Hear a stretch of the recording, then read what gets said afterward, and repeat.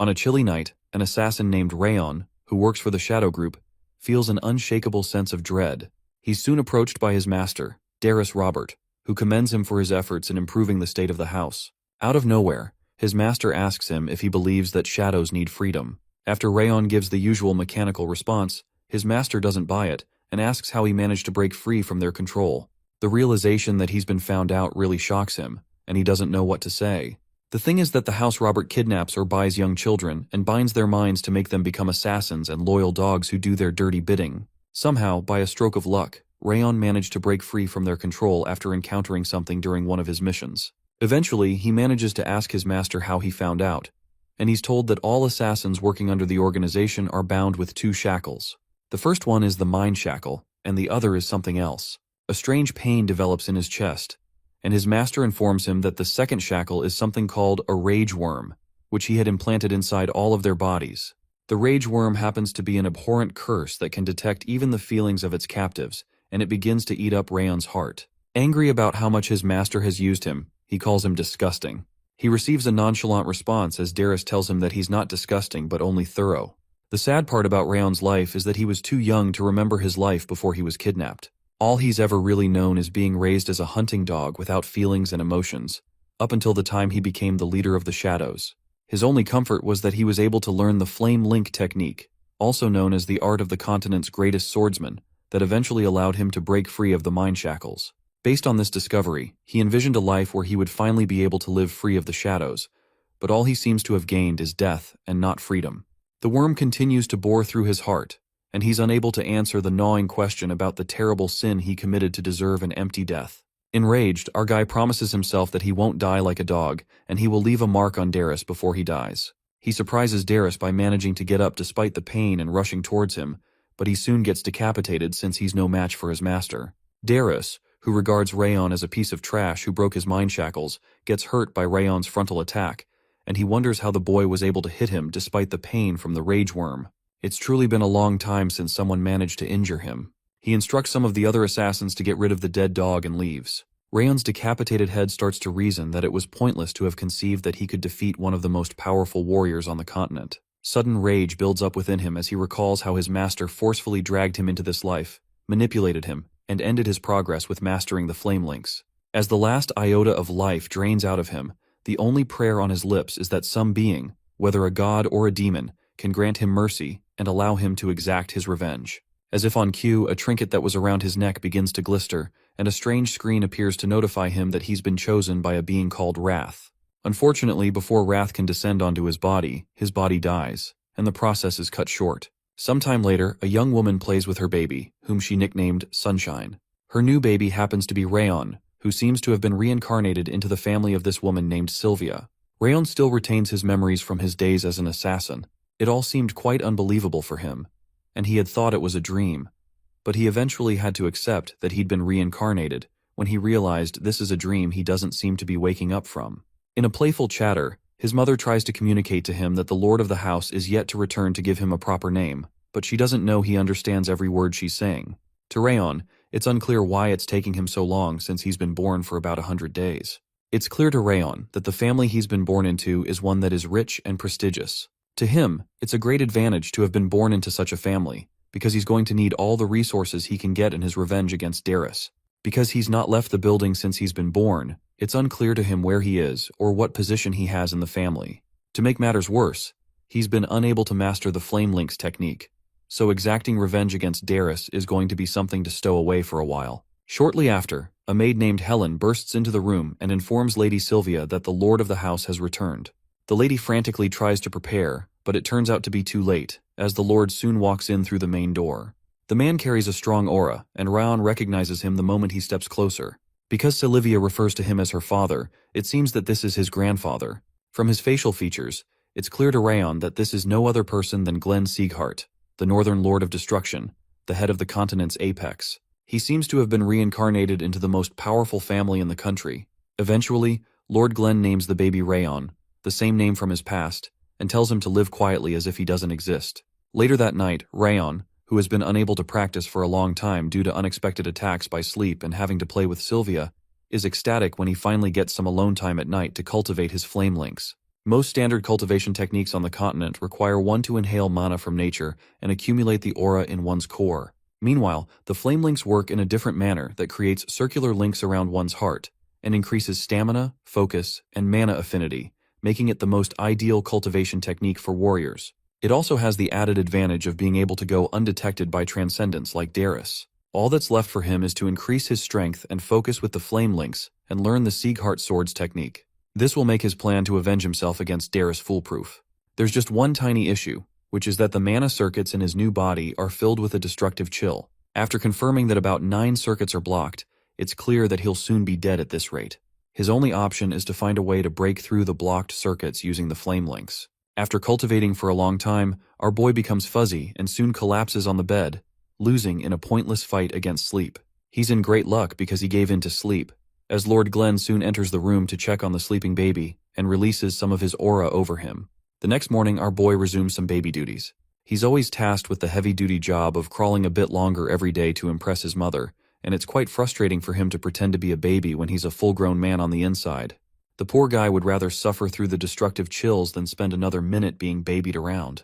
Not long after, Lady Sylvia receives an august visitor, a family friend whom Rayon recognizes as the Ragged Saint. From Rayon's memory, the saint's divine power and knowledge of medicine are said to be beyond mortal comprehension, and he's popularly referred to as the most renowned healer on the continent. After they share their pleasantries, the Ragged Saint warmly informs Sylvia that he came to check on her when he heard she had a child. He comments that the baby looks just like her, and he has cute features that are the total opposite of his grumpy grandpa. When the saint learns that Lord Glenn had named the baby Rayon, which means shadow, he becomes disgruntled and wonders what came over the man. From his tone of voice, it's clear that there's a level of informality between Lord Glenn and the Ragged Saint, and this confirms old rumors that Rayon heard about both men's friendship. After checking Rayon's health, the Ragged Saint discloses to Sylvia that the child has a condition called the Curse of Bitter Frost. Apparently, his mana circuits are blocked by a chill, and it'll be unlikely for him to become a swordsman. He may also not live much longer if he's left untreated. Shocked, Sylvia refuses to believe the saint's words. He simply ignores her protest and promises to bring some medicine for the child. A maid soon enters the room and informs the Ragged Saint that the Lord would like to speak with him. After the saint leaves, Rayon is relieved that he's been able to find out the name of his condition. He starts to plan how he intends to tackle it, but he's taken aback by a tear that falls from his mother's face and onto his own. When he looks up, he finds his mother weeping, and she protests that this cannot be true. Eventually, she builds some gusto and tells the baby that she refuses to let him die like this. For the first time in many years, Rayon feels an odd sensation in his heart that he hasn't felt before. As he wonders what's come over him, he soon realizes that he's feeling unhappy because he doesn't want to see Sylvia crying. In a bid to communicate his sympathy, he extends his hand to wipe her tears and calls her mama for the first time. That finally broke the camel's back, and Lady Sylvia soon forces her way into the room where the Lord and the Saint are speaking, despite the maid's protest. Her abrupt entry angers the Lord, but she bows down to beg him to save Rayon's life. For a short while, Sylvia continues her plea before Lord Glenn, but all she gets is a cold statement that it's pointless to save a little boy who would do no good for the house since he can't become a warrior.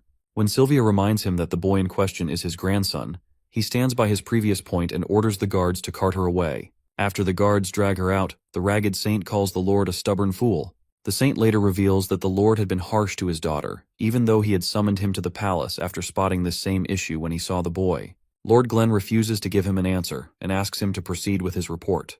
The saint explains that the boy's mana circuits are blocked and that it'll be dangerous if he's left to grow in such a state. Although Rayon will be temporarily fine since Lord Glenn managed to push back some of the chill using his aura the night he entered his room, it still can't improve his chances of becoming a warrior. In an odd turn of events, the Lord says this doesn't matter as long as the boy survives. He's soon taunted by the saint, who accuses him of putting up a harsh exterior to cover up his great love for his grandson. When the saint asks Lord Glenn why he chose a name that meant shadow of all names, Glenn tells him that the name used to mean the exact opposite many years ago. Days later, Sylvia feeds Rayon some of the elixir that the Ragged Saint had dropped off to help his health. Our boy is glad that he's getting a fire-based elixir because it'll help him push back the chill in his mana circuits. More years pass, and Rayon becomes 5 years old. A system notification soon alerts him that he has completed his second flame link, resulting in an increase in the rank of his soul, his mana affinity, focus, and stamina. The news is like music to his ears, and he suspects that his quick progress might be because of the system's messages he's been receiving. The system is one that only he can see, and it first popped up shortly after he was born, allowing him to check his current status at a glance. His only issue seems to be that there hasn't been much change to his poor stamina or the curse, even though he's attained his second link. He's only been able to get this far because of the elixir and the endless love of his mother and their maid, Helen. There's also the issue that he seems not to be moving along quickly enough, but he realizes he's just 5 years old and has enough time to prepare. He happened to be the greatest assassin in his past life, and now, with the great flame cultivation technique, he should be able to overshadow his flaws with no problem, especially once he masters the Sieghart style of swordsmanship. He realizes that patience is his strongest weapon to kill Darius, one of the strongest of the continent's transcendents, and it won't be a wise bargain to lose himself to revenge. Soon after, his mother comes to give him a change of clothing because they have a special place to go that day. That's the day of the discernment ceremony. To explain that, you have to understand that the forces that maintain the balance of the continents are divided into 6 lords and 5 demons. Rayon happens to have been reincarnated into the house of one of those 6 lords. The 6 lords maintain a positive influence on the continent, while the demons threaten its peace.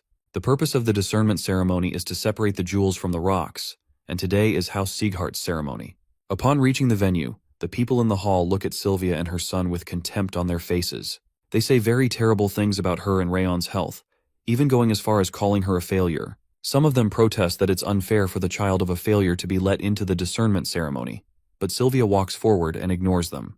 Meanwhile, Rayon is affected by their words, but his mother tells him to just focus on her. Moments later, the Lord arrives, and this is the first time Rayon is seeing him after 5 years. When he takes his seat, a huge sword known as the Sword of Discernment drops into the middle of the chambers, and the Lord instructs them to begin the ceremony. The discernment sword is a special sword that can identify the full mana potential of anyone who rests their hands on it. One kid from the Sieghart family named Warren is called forward first. The discernment ceremonies are done on young children because the sutures at the top of children's skulls begin to close at age 4, and that's when their mana potential is sealed. The entire point of the ceremony is to discover the exact potential of children in the family line. After Warren places his hands on the sword, the people around praise him, because the light that emanates from the sword pours from every inch of it and is of the finest quality, which they say is expected of Lord Karen's son. Next up, another kid named Runan Slorn of the vassal house of Sleorn is summoned. The thing is that the purity of the mana is how much light the sword gives off, and the element the mana is most suitable with also appears. When Runan does her own test, she's also praised as a prodigy because of her bright results, and the people say it's expected from a Slorn. To Rayon, it's clear that the crowd is obsessed with results, but he figures that his results won't be good since his mana circuits are still chilled, even though he's been able to attain his second flame link. When Raon is called out, several people turn to him with disdainful glares while he steps outside with his mother. Once they reach the sword, Rayon decides that it's not wise to have high expectations, but all that's necessary is to find out what element would be good to train with going forward. When Rayon places his hand on the sword, a strange fire erupts out of it that enchants him. Suddenly he begins to see visions of several heinous monsters, and sees a young warrior in their midst. He watches with deep focus, still confused as to what the vision means, as he watches the monsters in his vision tower over the young warrior. Suddenly the warrior raises a sword covered with fire and hits it on the ground. The resulting explosion from that one move covers the entire radius and obliterates everything in sight. After that occurrence, Raon returns to normal and he sees the element displayed on the sword. For some reason, the sword displays something else than what he had seen in his vision. A bright light comes off the sword, but it doesn't even reach the middle, and the folks make fun of how little his light is, but Lord Glenn just watches in silence. Sylvia, trying to be a good mother, assures Rayon that he did well, and they head back to their seats. Meanwhile, the people laugh within themselves about how a descendant of House Sieghart would express such a low level. They also make fun of Sylvia, saying the only thing she passed on to her son seems to be his blonde hair and crimson eyes. Soon after, Lord Glenn tells the crowd to stop their yapping, and he asks them why they're making so much of a commotion inside the chambers. Once they keep quiet, the Lord proclaims that the ceremony is over. When the people leave, Lord Glenn and his personal butler are left alone in the chamber with the Sword of Discernment. To Lord Glenn, it seems that Rayon's situation can't be helped. Suddenly, a bright fire erupts out of the sword and catches Lord Glenn's attention. The fire encircles the sword and reaches its peak, which is unlike all they saw during the ceremony. Lord Glenn watches in enthrallment and notices the light is as golden as the sun. From a nearby record, he confirms that the only time that such a light has ever developed is during the ceremony of the founder of House Sieghart, where a transcendental aura fierce enough to melt the flames of the demon realm erupted. Apparently, such a gold-colored mana has only appeared once in the history of House Sieghart, so it's shocking that it's appearing now. After watching the blindingly beautiful light for a short while, the Lord realizes that Rayon is responsible for this, but it doesn't make any sense to him. 7 years after the discernment ceremony, Rayon's stats are displayed on the system window. He still has the curse, terrible stamina, poor athletic ability, and poor mana affinity, but he seems to have worked up some water resistance, which reduces the stiffness in his hands and feet. It seems as if he's quite close to completing his third flame link as well, and he's presently 12 years old. Sometime later, his mother reminds him that they're supposed to go to the next discernment ceremony being held that day. From his past experience, our boy isn't very excited to go because he realizes he'll have to deal with those annoyances once again. Shortly after reaching there, the discernment ceremony for the new set of children is completed. To Rayon, this year's ceremony seems much faster than usual. Before it ends, Rayon is called upon by the Lord, who asks why he hasn't answered the summons to attend basic training as a member of the house after receiving it for a month. Clearly, Rayon knows nothing about any basic training, so his mother answers on his behalf. Apparently, she had gotten the summons and had not informed him. She pleads with the Lord that Rayon isn't like other children and will experience too much strain to complete the training because of the frost in his body. Her plea falls on deaf ears as the Lord insists that they're on Sieghart land, and there are no exceptions to those who bear the name, nor a right to refuse. From Lord Glenn's perspective, even those who cannot walk should crawl to their training because that's the Sieghart way. Shocked by his words, the lady expresses that she cannot accept those terms, and the Lord asks if she intends to leave the house as she did the last time. He states that they have to abide by Sieghart rules to stay on Sieghart land, otherwise, they can leave. Like a cat to a fish, the talks of Sylvia leaving once more become the muse of the onlookers, who begin to chatter among themselves about how she left the house. As usual, Rayon isn't pleased to see his mother bashed. From their murmuring, it's now clear why they hate her so much. It's because she left the house. She didn't just leave the house. She destroyed her core and mana circuits even though she had learned the Sieghart swordsmanship, and that's why she has no aura. She did all of this to marry the man of her dreams, but he died shortly after she became pregnant with Rayon. After that loss, she had no choice but to return to the house. Upon her arrival, the family regarded her terribly because she had tossed away her place in the main family. Regardless of all this, Rayon is certain that he can't join them in putting her down because he's her son and can't stand her being treated this way. All of a sudden, the young boy steps forward to have a word with the Lord, despite his mother's protest. He informs the Lord that he's willing to join the training next month, just as commanded. His submission is met with a rebuttal from one Denier Sieghart, the head of the Palace of Elders, who's sitting nearby. Denier protests that he hadn't known about this before now, and Rayon shouldn't consider basic training as something easy just because of its name. Rayon insists, and even goes as far as saying he will participate in the training to live up to the Sieghart name. That's the part the Lord doesn't like because the Sieghart name carries serious weight. Lord Glenn releases a strong aura toward him, enough to crush his bones, causing blood to come out of his mouth. It's clear to Rayon that this crippling pressure is even stronger than that of his old master, Darius, and he balls up his fist in pain to withstand the pressure. When he eventually collapses, his mother and maid, Helen, come to his rescue. Denier, as well, pleads with the Lord to draw back his spiritual force, saying Rayon is just a child who doesn't know the weight of his words. None of their pleas reach the Lord's ears, and he tells them to let him speak. Sylvia continues to plead, explaining that her son isn't in any state to receive training, and begs him to draw back his aura. Rayon, who remains clasped in his mother's embrace, recalls how he lived in darkness in his past life as an assassin. He was always concealed in the shadows, never revealing his presence. A deep sense of frustration causes him to break free of his mother's embrace in hopes of carving out a better life for himself in this new life. One other motivation he has is his deep desire to restore Sylvia to her original place in the family. Once again, he steps toward the Lord and confesses his ignorance about the Sieghart name, especially since he grew up in the annex and not the main house. He declares that his plan is to participate in the training and find out exactly what kind of place this is. A deep sense of responsibility towards Sylvia, Helen, and all the other people in the annex who have helped him calls on him as he makes his defense before the Lord. Intrigued, the Lord asks him if he intends to judge the quality of the Sieghart names solely through their basic training. Rayon affirms that this seems to be the only way available to him. In response, Lord Glenn promises to order the instructor to prepare his best so Rayon isn't disappointed. The weight of the Lord's aura overshadows Rayon again, and he staggers to the ground. All that's on his mind is how he can combine his experience from his past life as the greatest assassin, along with the power of the flame rings, to stand tall in this house. Even in his fallen state, he swears that he'll prove to them all that the pebble they scorned can become more resilient than they could ever imagine. Meanwhile, at one of the training centers, Karun Sieghart, the head of the Palace of Warriors, speaks with a guard about the seemingly wrong information he got that Raon was an invalid who's practically incapacitated.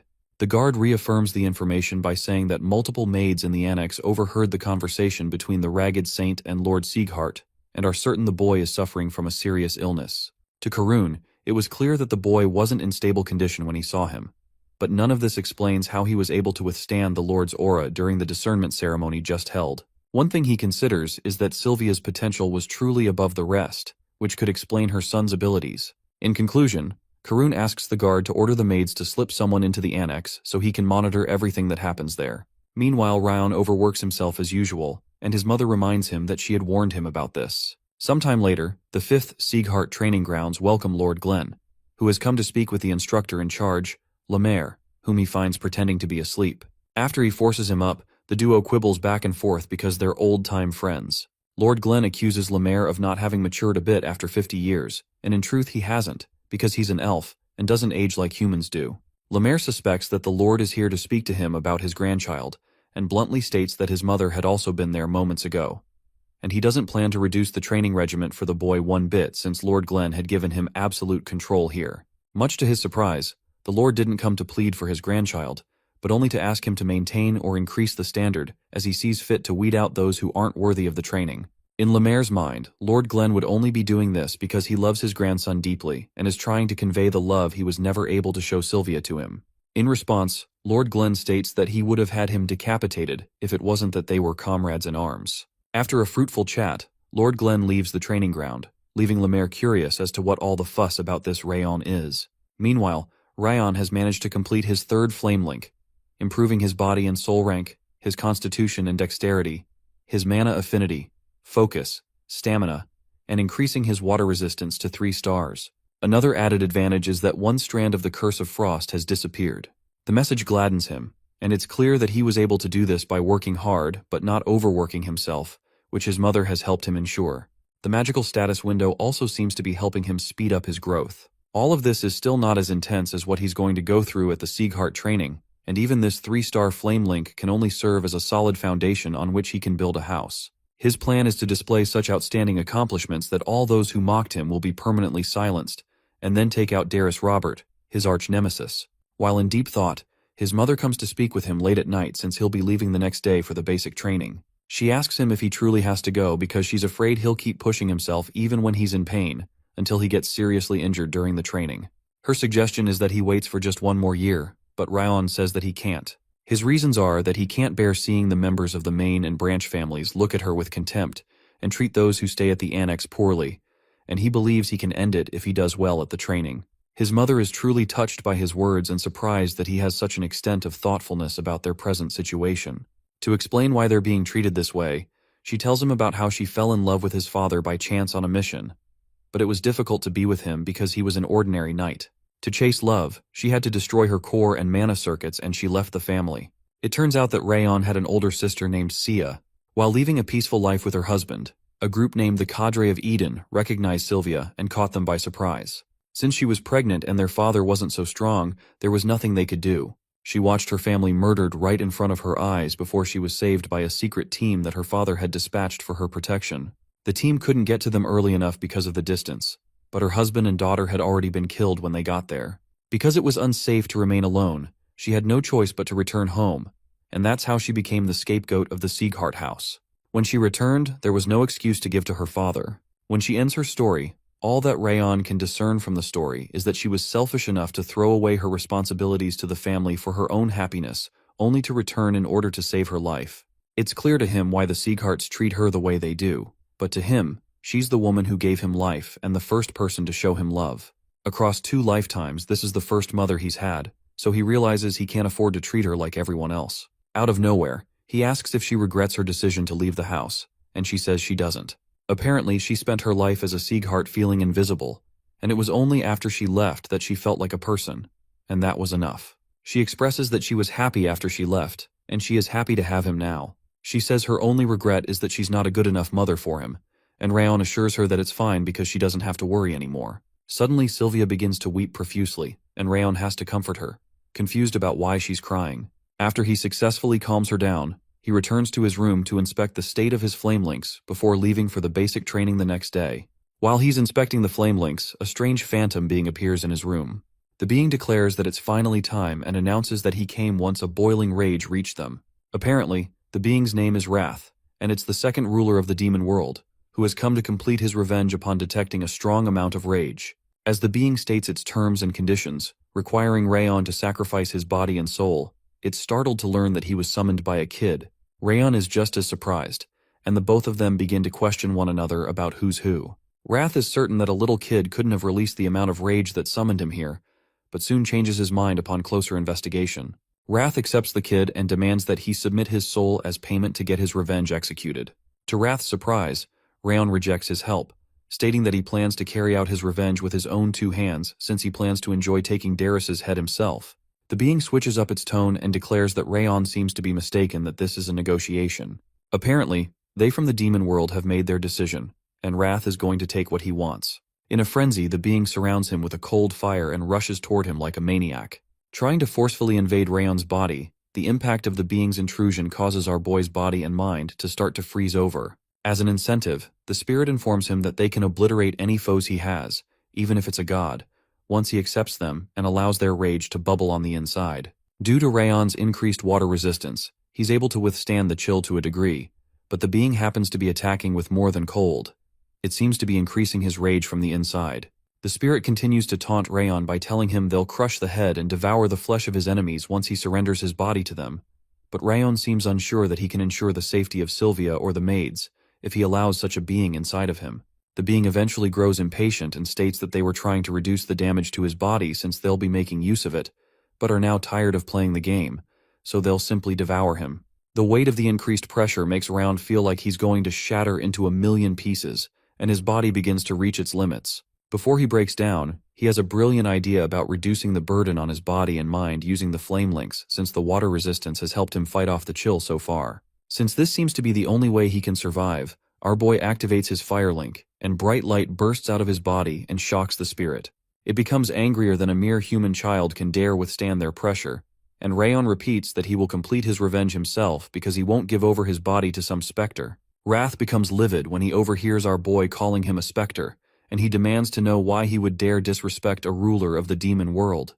Rayon snickers that he's not so much of a demon world since he can't defeat him and further infuriates the being. Upon further consideration, it seems that Wrath can't express his full strength since he just woke up, just as he had said. Suddenly the screen shows up and informs Rayon that a new skill has been unlocked, which he knows nothing about. The appearance of the system windows further infuriates Wrath, who claims that the system window is his power and invention. Rayon asks the being if the message and status windows have anything to do with him, and it states that they created the system. Rayon tries to poke further to know why the system was created, but Wrath doesn't give up any information. The being eventually overshares when Rayon asks if the system was made to speed up growth, and Rayon senses that the spirit can't hide its emotions, as expected of one named Wrath. Apparently, the effects of the flame links are now stronger than in Rayon's previous life, because that's exactly what it was made to do: speed up growth. When Wrath demands that he either hands over his body or gives the system back, Rayon tries to hit him with a mana-packed punch, but even that doesn't work. When Wrath notices that it's going to be futile to subdue the boy, he wraps himself around his hand and transforms into a bracelet. He does this because it hasn't been long since the seal was broken and his true power hasn't returned. His plan is to wait patiently until his power returns so he can take his rightful position. Rayon considers taking off the bracelet, but it doesn't seem to be a good idea because it can cause the system to disappear or leave the spirit to harm Sylvia or Helen. To him, it seems like a much better idea to keep the spirit close by so he can keep him under control as he grows. Rayon also asks Wrath why he would transform into a flowery bracelet of all things, and Wrath insists that it's his preference, and Rayon has to respect that. The next day, Lady Sylvia feels tense about Rayon leaving the house, and Helen comforts her. When Rayon steps out, ready to leave, a look of gloom is evident on the women's faces. Before leaving, Helen reminds Rayon not to overexert himself, and he promises to be careful. After sulking for a little while, Sylvia finally asks Rayon to do his best and sends him on his merry way. When he leaves, Sylvia seeks some assurance from Helen that her baby will be fine, and the maid reminds her that Rayon's health has improved greatly, and he just might complete the training in full. Her words serve as comfort to Sylvia, who had profusely wept while they were inside as Rayon promised her that he wouldn't overwork himself or let himself get hurt. Shortly after, several children gather at the entrance of the 5th training ground and chat with one another. Meanwhile, Rayon stays on his own, and considers how not only members of the main and branch families are on the training ground, but also vassal families and outsiders who received recommendations. Not long after, some boys gossip about Rayon's tiny limbs and jokingly wonder why he doesn't just run away from the training. They even joke about the flowery bracelet he's wearing, and Wrath becomes infuriated. The spirit begins to rain curses on the boys, but they're in luck because they can't see him at all. Once he overhears their bickering, Rayon walks up to them and asks why they don't say it to his face instead of whining like mosquitoes. They're surprised, but they immediately become defensive, questioning why a child from the branch family who got locked in the annex would speak to them that way. The funny part is that they're also from the branch family, so it's unclear how they'd have the nerve to ask why he dares speak to them. When he points out that you only speak to people who are lower than you in such a way, the boys are further infuriated, and one of them grabs Rayon's shirt, reminding him to know his place. A maniacal look crosses Rayon's face, and he starts to crack his knuckles, only for one other kid from the main family to stop them.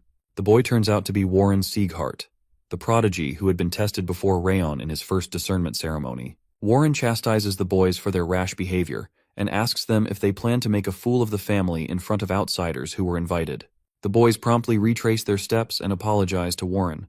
To continue from where they left off, Warren walks up to Rayon and asks him if he still doesn't know his place. He proudly states that Rayon is just dust that he can easily brush away whenever he sees fit, and he warns Rayon to keep his head down if he doesn't want to get chased out of the annex as well. In Warren's mind, Rayon is only here in the training grounds because he was able to take advantage of the situation while in the discernment chambers, and not because he has any real skills. To him, he's merely a failure who's just waiting to get kicked out of the training.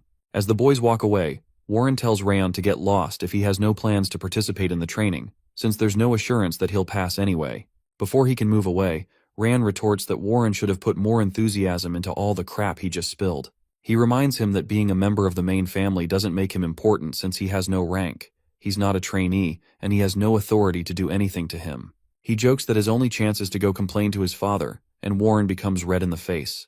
He can only respond with the usual, "How dare you?" before Instructor Lemaire breaks the door open and begins to address the students. Lemaire finds it amusing that the boys are already fighting before the fight officially begins. Rayon, who didn't know who the instructor would be, recognizes him as the Sword of Light, who had retired after his core got damaged. Lemaire scatters the boys and tells them to wait until after the admission ceremony to fight. At the ceremony, Lemaire introduces himself to the boys. Apparently, there are 160 people attending this training, and that's a large number to him, so he tells them that he'll trim down the number to just a quarter with a test. The kids are scared stiff that so many of them will be thrown out on just their first day. Lemaire informs them that his word is law on these grounds and offers that they can take their complaints to the head of the house. Shortly after, the test of stamina and focus starts, and the kids begin to run on a track. The instruction is for them to run at full speed until Lemaire tells them to stop. Wrath interrupts again, wondering why Rayon is staying at the end of the race instead of moving forward.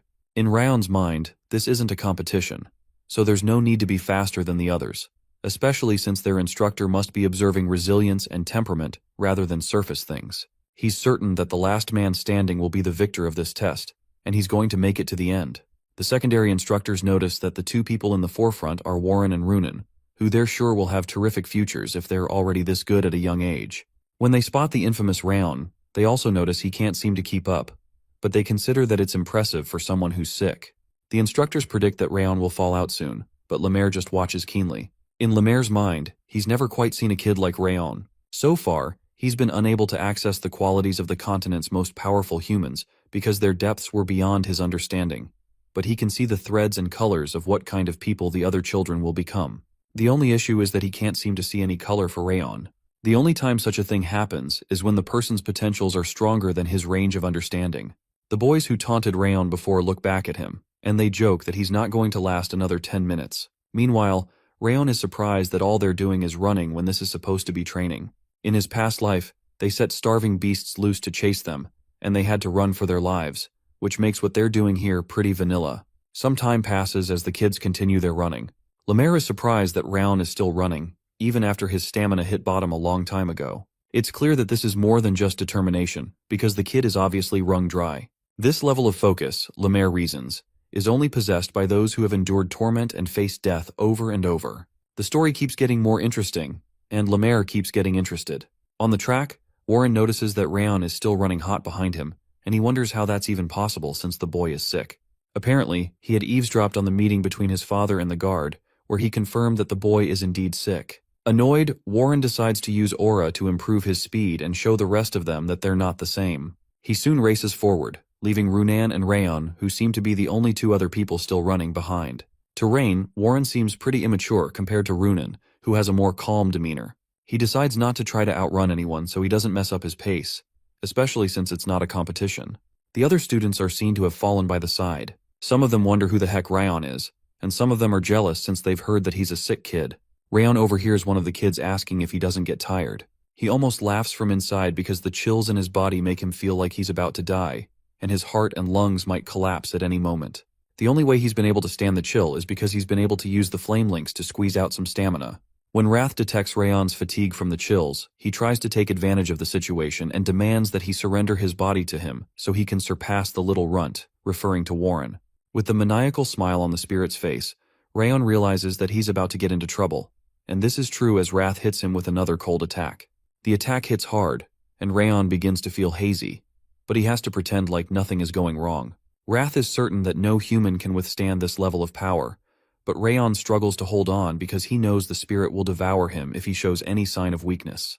Eventually, nothing happens and Rayon keeps running. Wrath becomes enraged and wonders why their rage isn't working on the little boy. Meanwhile, our boy, who feels like he is about to die because he can't even control his body, his failing vision, and his breath, is nearing his limit. Just as he's about to hit his limit, the voice of the instructor pierces through the air and stops the exercise. After they stop, Warren holds Rayon in contempt for not giving up till the end, but Runan just watches him with interest. Meanwhile, Wrath still finds it hard to understand how Rayon was able to handle the onslaught of cold, but Rayon reminds him he told him not to waste his time training. Instead of stopping him, Wrath's attack actually helped his flame links grow stronger since it allowed him to exert his body much more. Suddenly, a screen appears and notifies Rayon that he has met the condition of intense movement that surpasses his current constitution. Because of this, his strength, dexterity, and constitution increase a bit, which only further infuriates Wrath. After the kids gather together, Lemaire commends everyone for their hard work and informs them that he lied about reducing their number to just a quarter of the initial. He says it wouldn't make sense to fail that many of them on the first day, and he hadn't said this would be the test that most of them would flunk. However, he states that if they all treat their training the way they did today, most of them will certainly fail, especially since he told them to go at full speed and none of them ran at full speed until the end, except Warren, who sneakily used aura. Lemaire reminds them to take things seriously by following his instructions so they don't fail, though it won't be easy. From that point on, they all became temporary trainees, up until the exam they have in 6 months, when they will no longer be temporary if they pass. At the end of 6 months, Lemaire is also going to choose a valedictorian from among them. Later on, Lemaire heads into the nearby woods to nap on a boulder, only to find Lord Glenn there. Lord Glenn asks how the test went, and he's told that Warren and Runan have great potential as expected, and the other children are more than capable of becoming future pillars for House Sieghart. The only issue seems to be the fact that Lemaire can't seem to see anything when it comes to Rayon's case. Lemaire recounts how the boy ran all the way to the end even though he was out of stamina, and he confesses that this is the second time this has happened, the first being Master Glenn. For Lemaire, the developing situation seems to be a source of entertainment since he's been so bored after his core got shredded. As the Lord leaves, Lemaire says that it seems like someone who he can entrust his future to will come out of this batch of trainees. Lord Glenn, on the other hand, insists that it must be a coincidence and the child is incapable of becoming a swordsman, but Lemaire doesn't buy that. Meanwhile, Rayon decides to go to the center's training room right after they just finished such rigorous training, catching the attention of some boys who overhear him. Once he leaves, the boys argue amongst one another about how Rayon must have been using a trick to last so long during the run because it's confirmed that he's sick. One of them, who's from a branch family, Crane Seagrat, shares with them that he heard a rumor that the elder gave our boy an elixir, and that must be what he used. The boys become angry that Rayon got the upper hand over them because he used an elixir, so they decide to teach the smug brat a little lesson. Moments later, they suddenly throw Rayon against a tree, but he doesn't seem to know why they've suddenly come to attack him. The boys let him know they're angry that a boy who got kicked out of the main family has the nerve to be smug after using an elixir to run. The kids begin to crack their knuckles, saying they just want to have a conversation with him. As usual, Wrath is angry that he would put up with such treatment and seeks to crack the boys' heads open. While the words are still in Wrath's mouth, Rayon, who is a maniac on the inside, enjoys it as he beats up all 3 boys and leaves them in a terrible state. The sight of the boys getting beaten is so beautiful that Wrath almost begins to blush. After the boys are on the ground begging for mercy, Rayon asks if Warren had set them up to do this. He's told that Warren has nothing to do with this, which he struggles to believe because he's certain that Warren hates his guts. Once he confirms this, he threatens the boys that something worse can happen to them if anyone knows about their little conversation or they ever approach him again. The boys scurry off in fear, glad that they didn't die in the process. Meanwhile, Lemaire, who had been watching from behind a tree, enjoys the show, and he feels as if he was watching the young Master Glenn once again. This reinforces his suspicion that Rayon is an unknown potential hidden among the greatest potentials. When he gets back home, the system notifies Rayon that he's met another condition by satisfying Wrath with his actions, and his dexterity has increased by 1. As usual, this just makes Wrath go crazy that he'd get additional points just for pleasing him, and he protests that the system is nonsense. When Rayon reminds him that he made the system, Wrath angrily replies that this is new to him because he's never had his system stolen before. After Wrath starts to curse and notices that Rayon isn't paying him any attention, he decides to make him an offer. The offer is a choice to get additional points for his stats by winning or accept some of his rage by losing, and all he has to do is ensure he ranks first in the trainee exam like Lemaire had proposed. After Rayon notices that he can also get a random attribute by winning, Wrath explains that he'll get one of their attributes, whose rank will be adjusted to match his weak body. He's also informed that the wrath he'll gain by losing is a tiny amount of rage carried by the spirit, which will only be a tiny amount but can grow into an uncontrollable amount sometime in the future. Because the spirit states all the terms up front, Rayon realizes he's not lying, and considers that the rewards far outweigh the risk. It's clearly a poisoned apple, but it's clear that his experience from his past is enough to help him come first, so our boy accepts his offer. His acceptance causes a grin to develop on Wrath's face, as he becomes certain that his plan to slowly take over Rayon's body is coming to fruition. Sometime later, the children go through another exercise. They're clearly exhausted after running around all morning and then doing a horse stance as instructed by Lemaire. Lemaire urges them on, stating that this stance is the foundation of all the training schools and everyone has to do it. He tells the boys to maintain the position till he tells them to stop, and he goes to take a nap. To give them an incentive not to quit when he goes, he reminds them that they'll be the ones taking the final test, and not him. Some of the students begin to complain about the tiring exercises and wish they could start learning how to use swords. After the exercise, Warren gathers some of the boys to go learn some sword techniques on their own, because their swordsmanship may become rusty if they spend all their time learning these basic exercises. Even though Wrath tries to urge Rayon to go join the other boys to practice the sword, Rayon doesn't believe it'll do them any good to start learning how to use swords at their current skill level. In his perspective, stamina and strength are what they need, not sword training. It's much worse for him because he has the curse of the bitter frost, so it's expedient that he prioritizes the basics. While Rayon is busy working out in the gym, he's stalked by Runan Slorn of the Vassal House, who is surprised by how he's been able to increase to bigger weights in just a few days, even after she heard he was sick. It makes no sense that he is able to increase weights at such a quick pace, and she even wonders if it's because he's using a different stance from everyone else. When she becomes more curious, she approaches him, but doesn't say a word.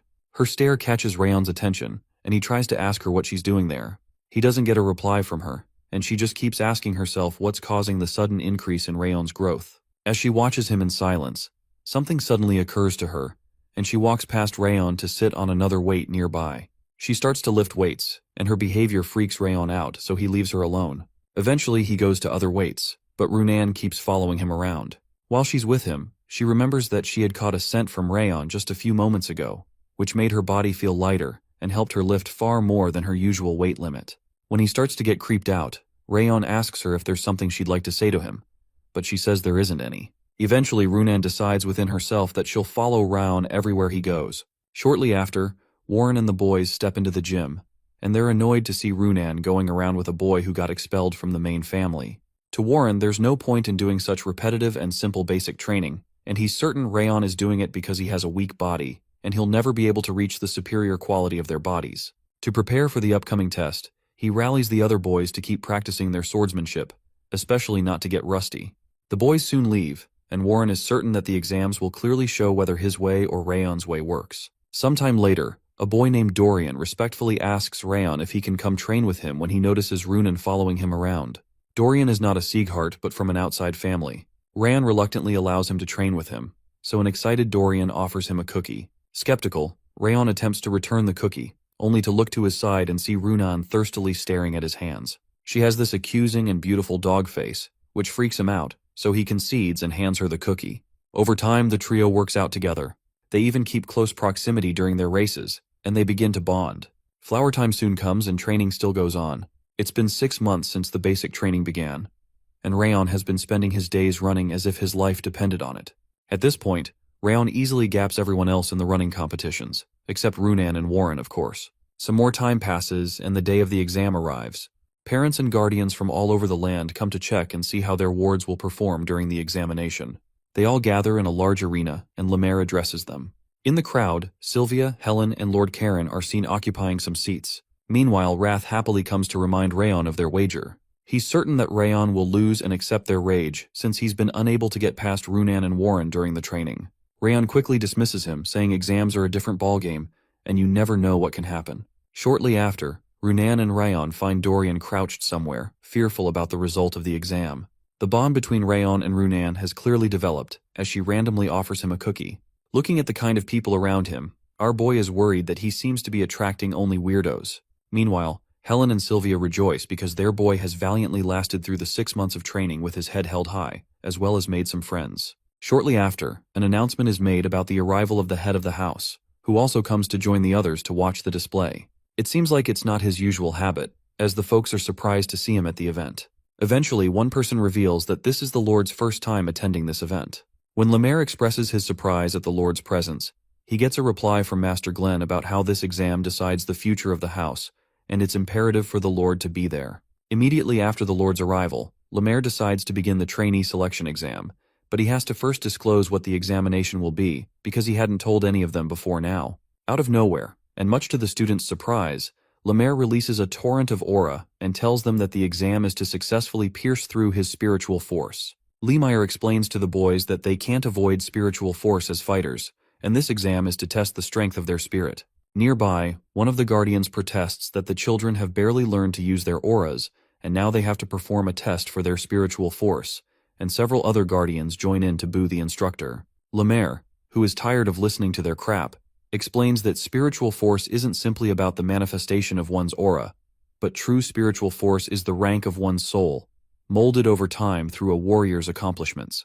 Apparently, the true proof of a warrior is one that doesn't need an aura. As the guardians continue to protest, Lord Glenn interrupts their shouting and says that Lemaire is not wrong, because with or without an aura, all warriors develop a unique spiritual force according to the life they have lived.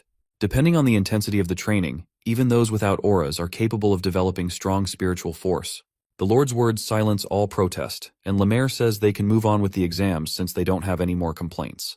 The first person to be called upon is Runan. Lemaire tells her that the spiritual force he's about to exude is one that she can beat if she has given her all during training, and she'll pass if she successfully pierces it. With a smirk on his face, Lemaire begins to release a barrage of spiritual force at her that shocks her. The force clearly affects her because she soon starts wincing, so she's told that using her aura will automatically disqualify her, and her only option is the mental fortitude that has gotten her through the training.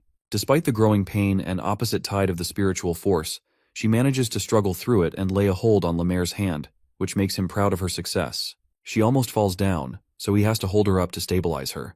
He even commends the effort she's been putting into her training and says she should continue on that path. Much to his horror, Dorian is the next person called for the exam, and he's sweating as if he saw a ghost. He's asked to do the same thing Runan did by piercing through the spiritual force using the mental strength he's built during the training, but Dorian doesn't seem to think he has any. When posed with the other option of failure if he can't perform the task, Dorian forces himself through the storm, but collapses midway. Meanwhile, Rayon notices that the spiritual force dissipated for Dorian's test is different, and he wonders if Lemaire is adjusting the intensity of the spiritual force based on how much he has observed each child and noted their individual strengths. Eventually, Dorian manages to lay hold of Lemaire's feet, and the instructor congratulates him. He's also told to have more confidence in his abilities going forward. It's only sad that Dorian vomits all over the place after such a huge compliment. The next person that's called up is Warren Sieghart, and he's put through the same test. The intensity of spiritual force is so strong that Warren starts to wonder if the other kids really pushed through something this strong. He soon begins to shiver, and he realizes that his feet aren't moving. In response, Lemaire tells him that he possesses a more unique talent than anyone else here, but he and the children that followed him wasted their time practicing a sword technique that they don't even understand instead of working on their constitution and mental fortitude. He's also reminded that he used his aura whenever things got hard, and he'll fail if he uses it here. Meanwhile, Warren can't afford to fail, and all that goes through his mind is the memory of his father's coldness as he chastised his older brother years ago. Upon realizing that his father will abandon him too if he fails this, he decides to charge forward with all his might.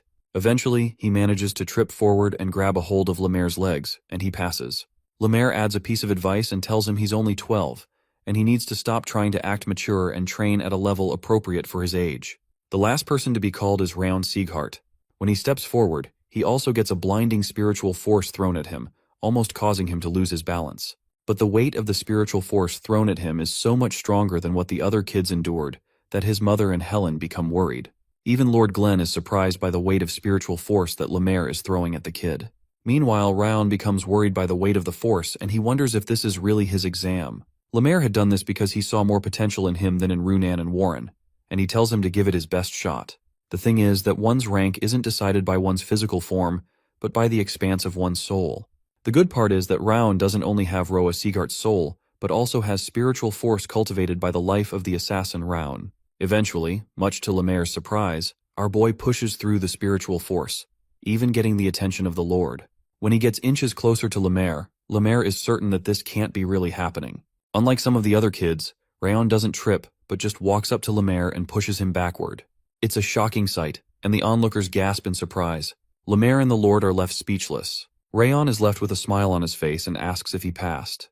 The others find it impossible that our boy was able to pierce through all that force, and even Karun is shocked that the brat kid was able to reach Lemaire. Lemaire just remains awestruck for a while and wonders how a sick person who can't use his aura easily could go through all that. Eventually, Lemaire asks Raon what he is, and Raon bluntly replies that his name is Raon, the same kid he's been watching for 6 months. Lemaire protests that he exuded a spiritual force greater than his potential to see him struggle, so it shouldn't have been possible for him to pierce it. His words make Raon shrug, which ticks off Lemaire further. Eventually, the time comes for Lemaire to announce the result of the exam and the top trainee, as he had promised. Warren and his father become tense as Lemaire announces Raon as the top trainee for this training period. Sylvia and Helen burst into tears after hearing the news that their Raon came in first. While the people chatter concerning the interesting results, Warren loudly tells Lemaire he can't accept these results because they're made up. His accusations surprise Lemaire, who listens to him boast that he surpasses Raon in strength, constitution, and potential. When he speculates that Raon must have used some sort of trick or spell, some of the people start to support him, saying Raon shouldn't have been able to do that with the curse of bitter frost and without an aura. The protest becomes so flared up that even the straightforwardness of instructor Lemaire comes into question. Eventually, Warren suggests direct combat with Raon to settle this score.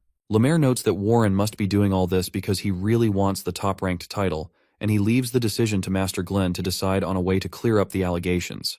The Lord decides to ask Raon if he's willing to spar with Warren to prove to everyone that his results are indeed true.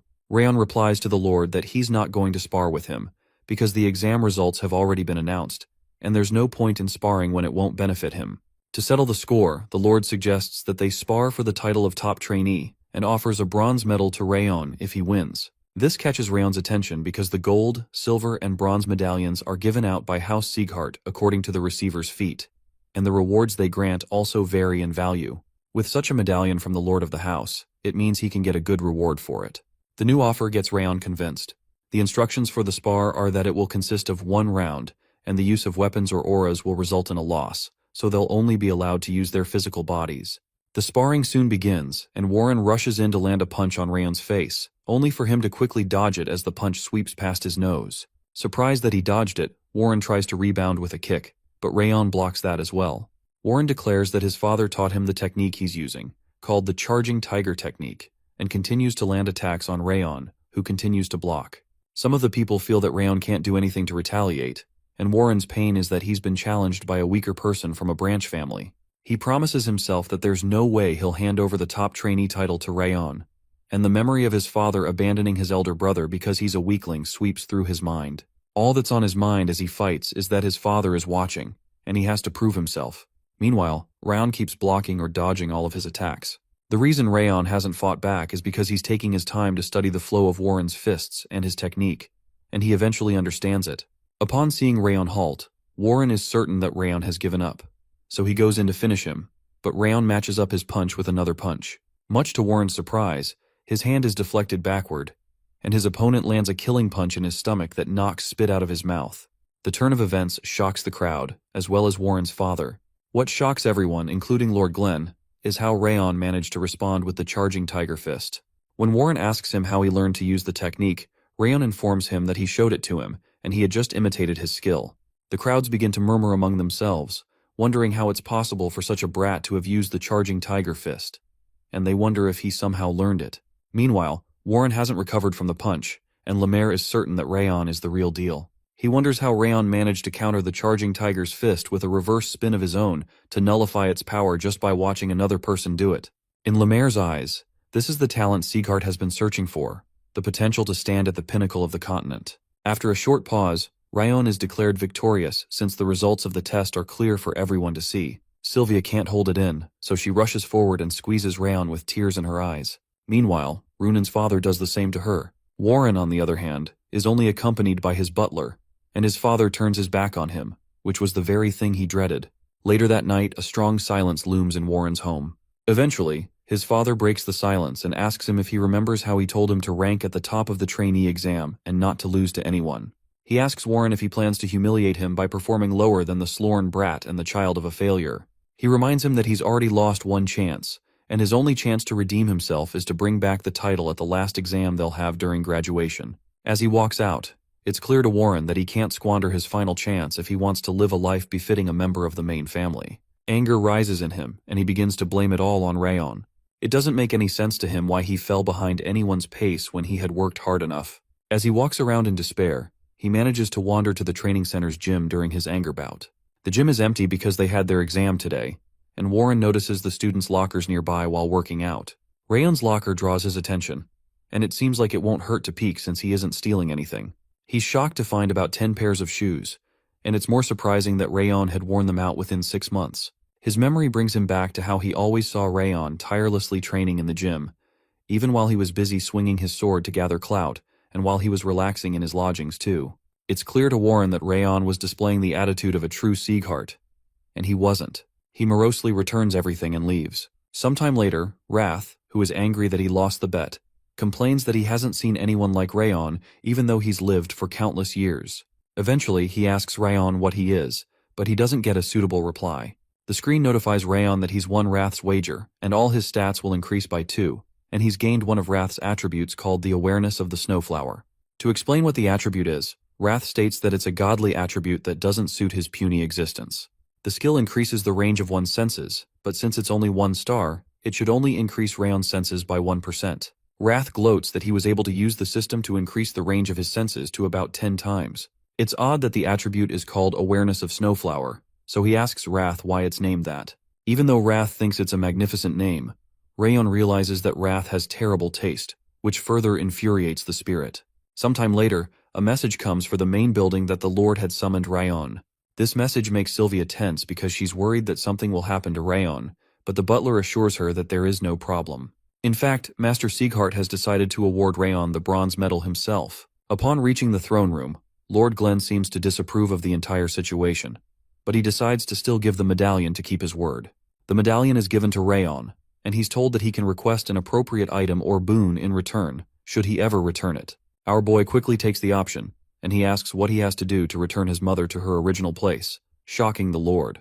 When Lord Glen clarifies if he wants to return his mother to her position in the main family, he explains that it's possible if he achieves something that the whole house recognizes, but it's much easier said than done. In Lord Glen's perspective, receiving the recognition of others in the Sieghart house is akin to reaching the moon, especially for an inexperienced person like him. The challenge excites Rayon, so he thanks Lord Glen for his answer, returns the bronze medallion, and walks away.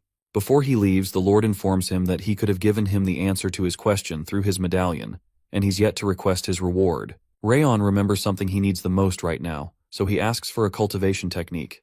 But he's soon told that the instructors will teach him that as he progresses through basic training. Our boy says that he needs a greater aura cultivation technique than what is taught in basic training, and he wants the Lord to impart one fitting of the bronze medallion.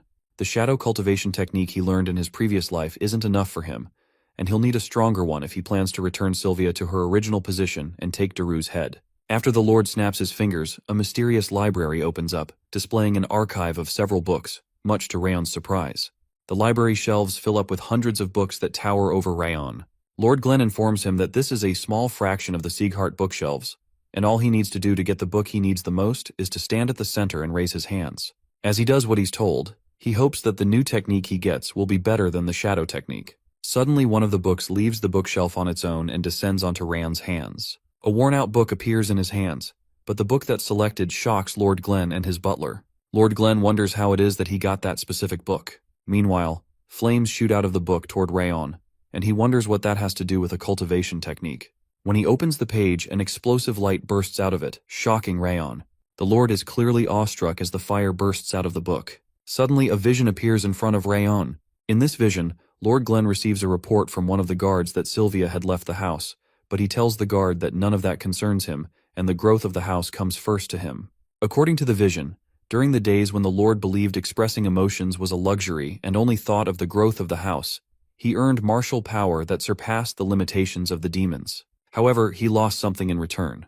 In that vision, Lord Glen later receives a message that his son-in-law and granddaughter were ambushed by a group called the Eton Mask, and they've been killed, and the Lord begins to tremble. Somehow, the Lord happened to reclaim his emotions, but there was nothing that could turn back the hands of time.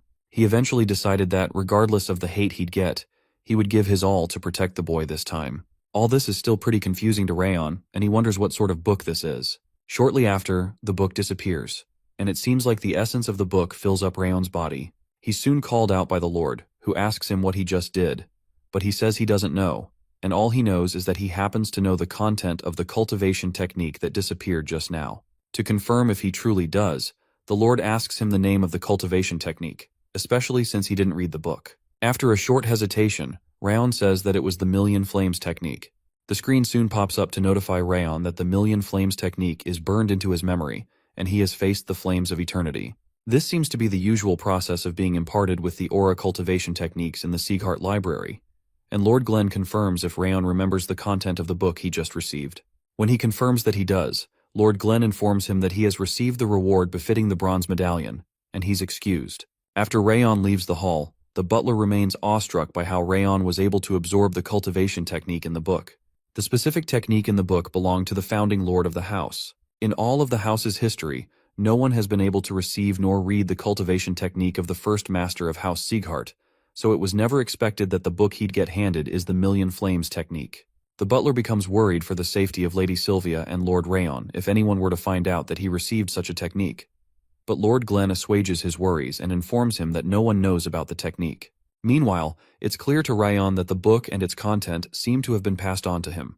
According to Lord Glen, no one has been able to use the technique as it was, and it would have rotted away on the shelf if not for Raon, so it seems to him that times are changing. To Raon, it doesn't make any sense that Lord Glen would give him something so valuable, even more valuable than the worth of a silver or gold medallion.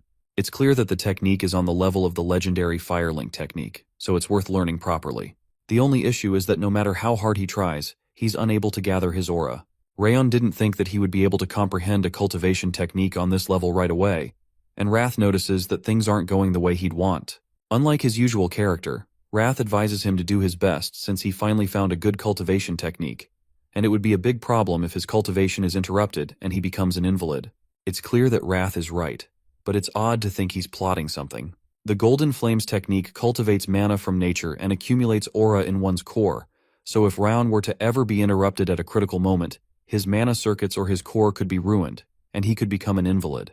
The worst part is that he's particularly at risk because of the chill blocking his circuits. Because of the smirk on Wrath's face, Raon tells him not to even think of interrupting him, but his words fall on deaf ears. When he realizes that Wrath won't listen to him, Wrath bluntly tells him that he will interfere once during his cultivation. Still creeped out, Raon states that his body will be of no use to the spirit if he becomes an invalid, but it doesn't seem to matter to Wrath. This is because even though a normal human could never overcome it, Wrath can fix the body to use it. In Wrath's eyes, this is a golden opportunity that can't be passed on. Raon tries to appear unfazed by the whole thing, but Wrath tells him to take off the act and quiver in fear because it's uncertain when he will wage his assault. For the first time, Raon starts to see Wrath as the enemy. It's not surprising, since he's a demon and an incarnation of Wrath, so he won't pass up the chance to devour his whole body if he gets a simple chance. Prior to this time, Raon had not paid attention to him because he's been behaving well, but it now looks like he has to keep a close watch on him. Also, another pressing matter on the ground is the fact that there's a maid that our boy has noticed always steps out at night for no specific reason. Meanwhile, the maid, Judiel, who seems to be Lord Karun's spy, writes a report about how there's usually nothing to report about Rayon apart from the fact that he mumbles to himself, but she finally has something to report. What Judiel is about to report is the caliber of the cultivation technique that he received from the Lord with the bronze medallion, and how extraordinary the mana flow she sensed during his cultivation was. It's clear to her that the information she has is something that the Palace of Warriors will find important.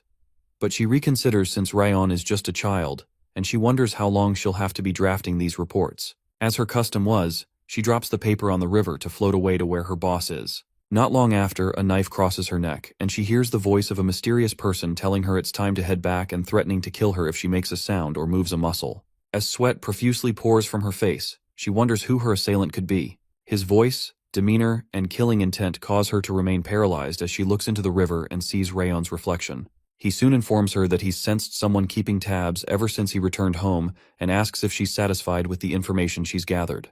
It's odd that he's been able to do that, because the maid's pretty sure she hasn't left any trace while trailing him. It's now clear that Rayon has just been pretending not to notice her all along. After forcing her to open her mouth, Rayon forces something into it that causes her to become nauseous. Then he retrieves her report from the river. Since he can't read the message on the paper, it's clear that she used a special paper that requires a special reaction to unveil it. After making some guesses and seeing how she reacts, he guesses that it's moonlight, much to her shock. Furthermore, her facial expression also changes after she mentions a few names and reaches Karun Sieghart, so he recognizes that she's taking orders from him. Judiel, who had apparently received years of training to become a perfect spy, is shocked that he could read her expression since her face revealed nothing.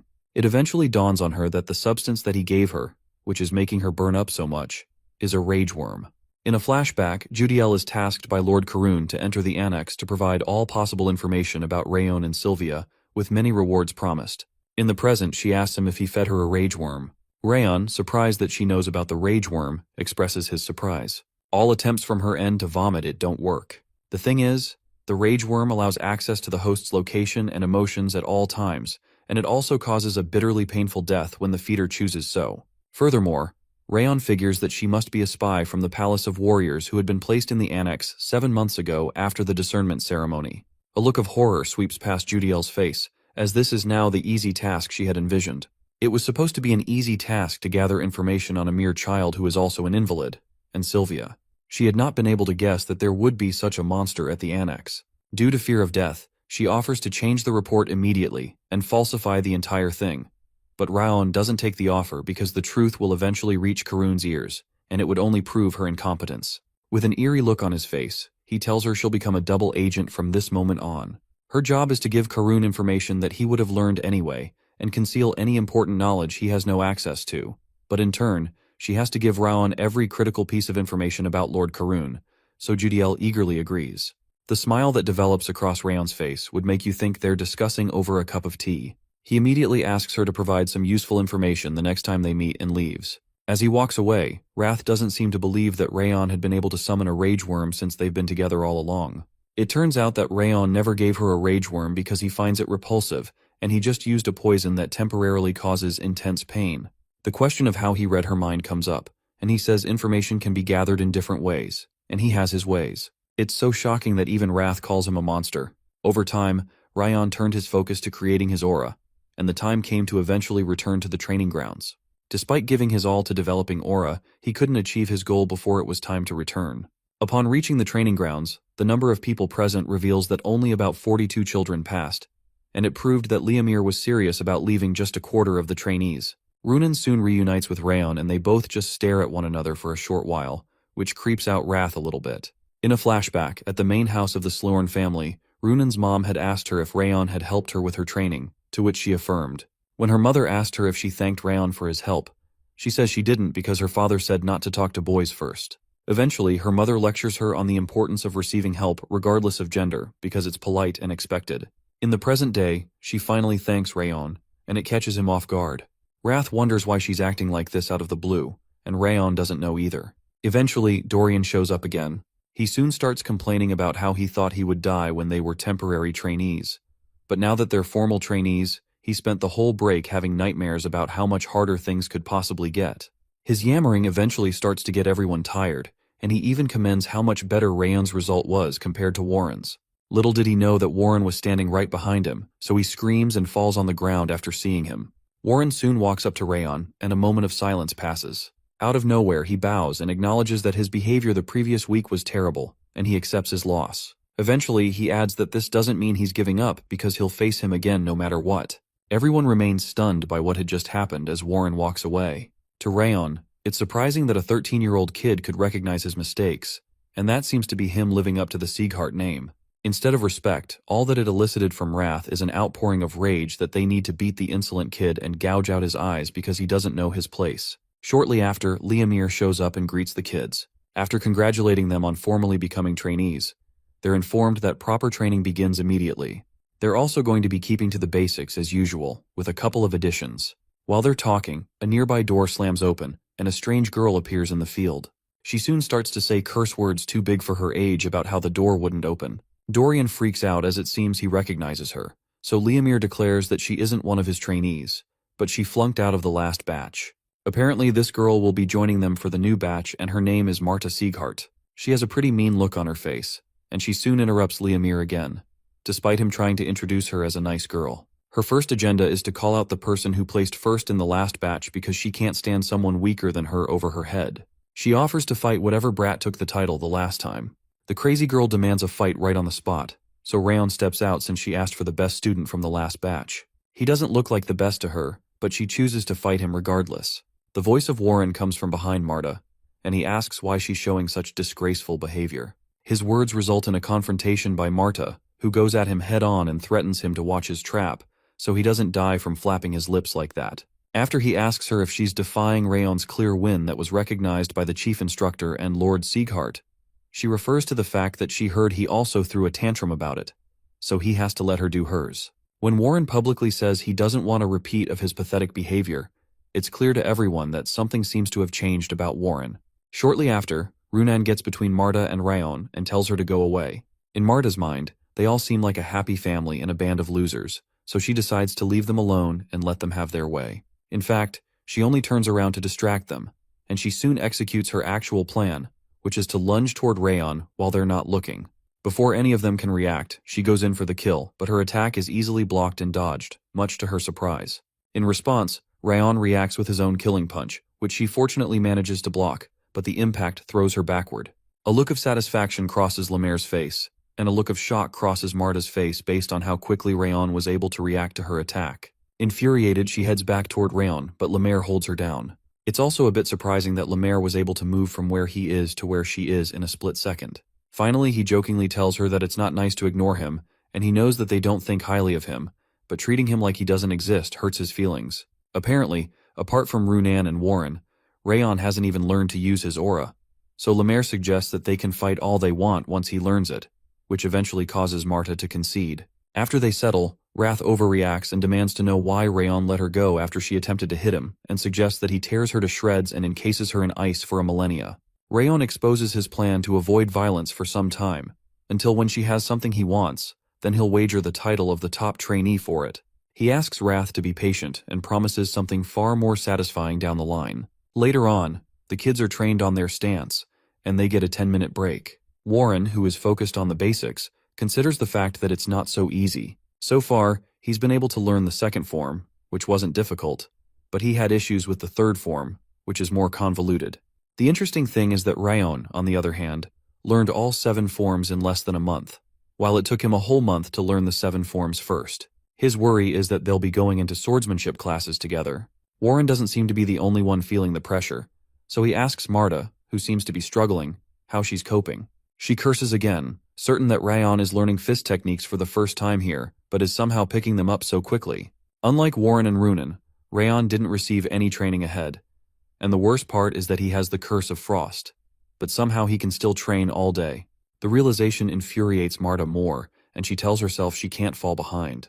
Everywhere she's been, she's always been reported to have electrifying talent. After being adopted into House Sieghart, she's always been the predator.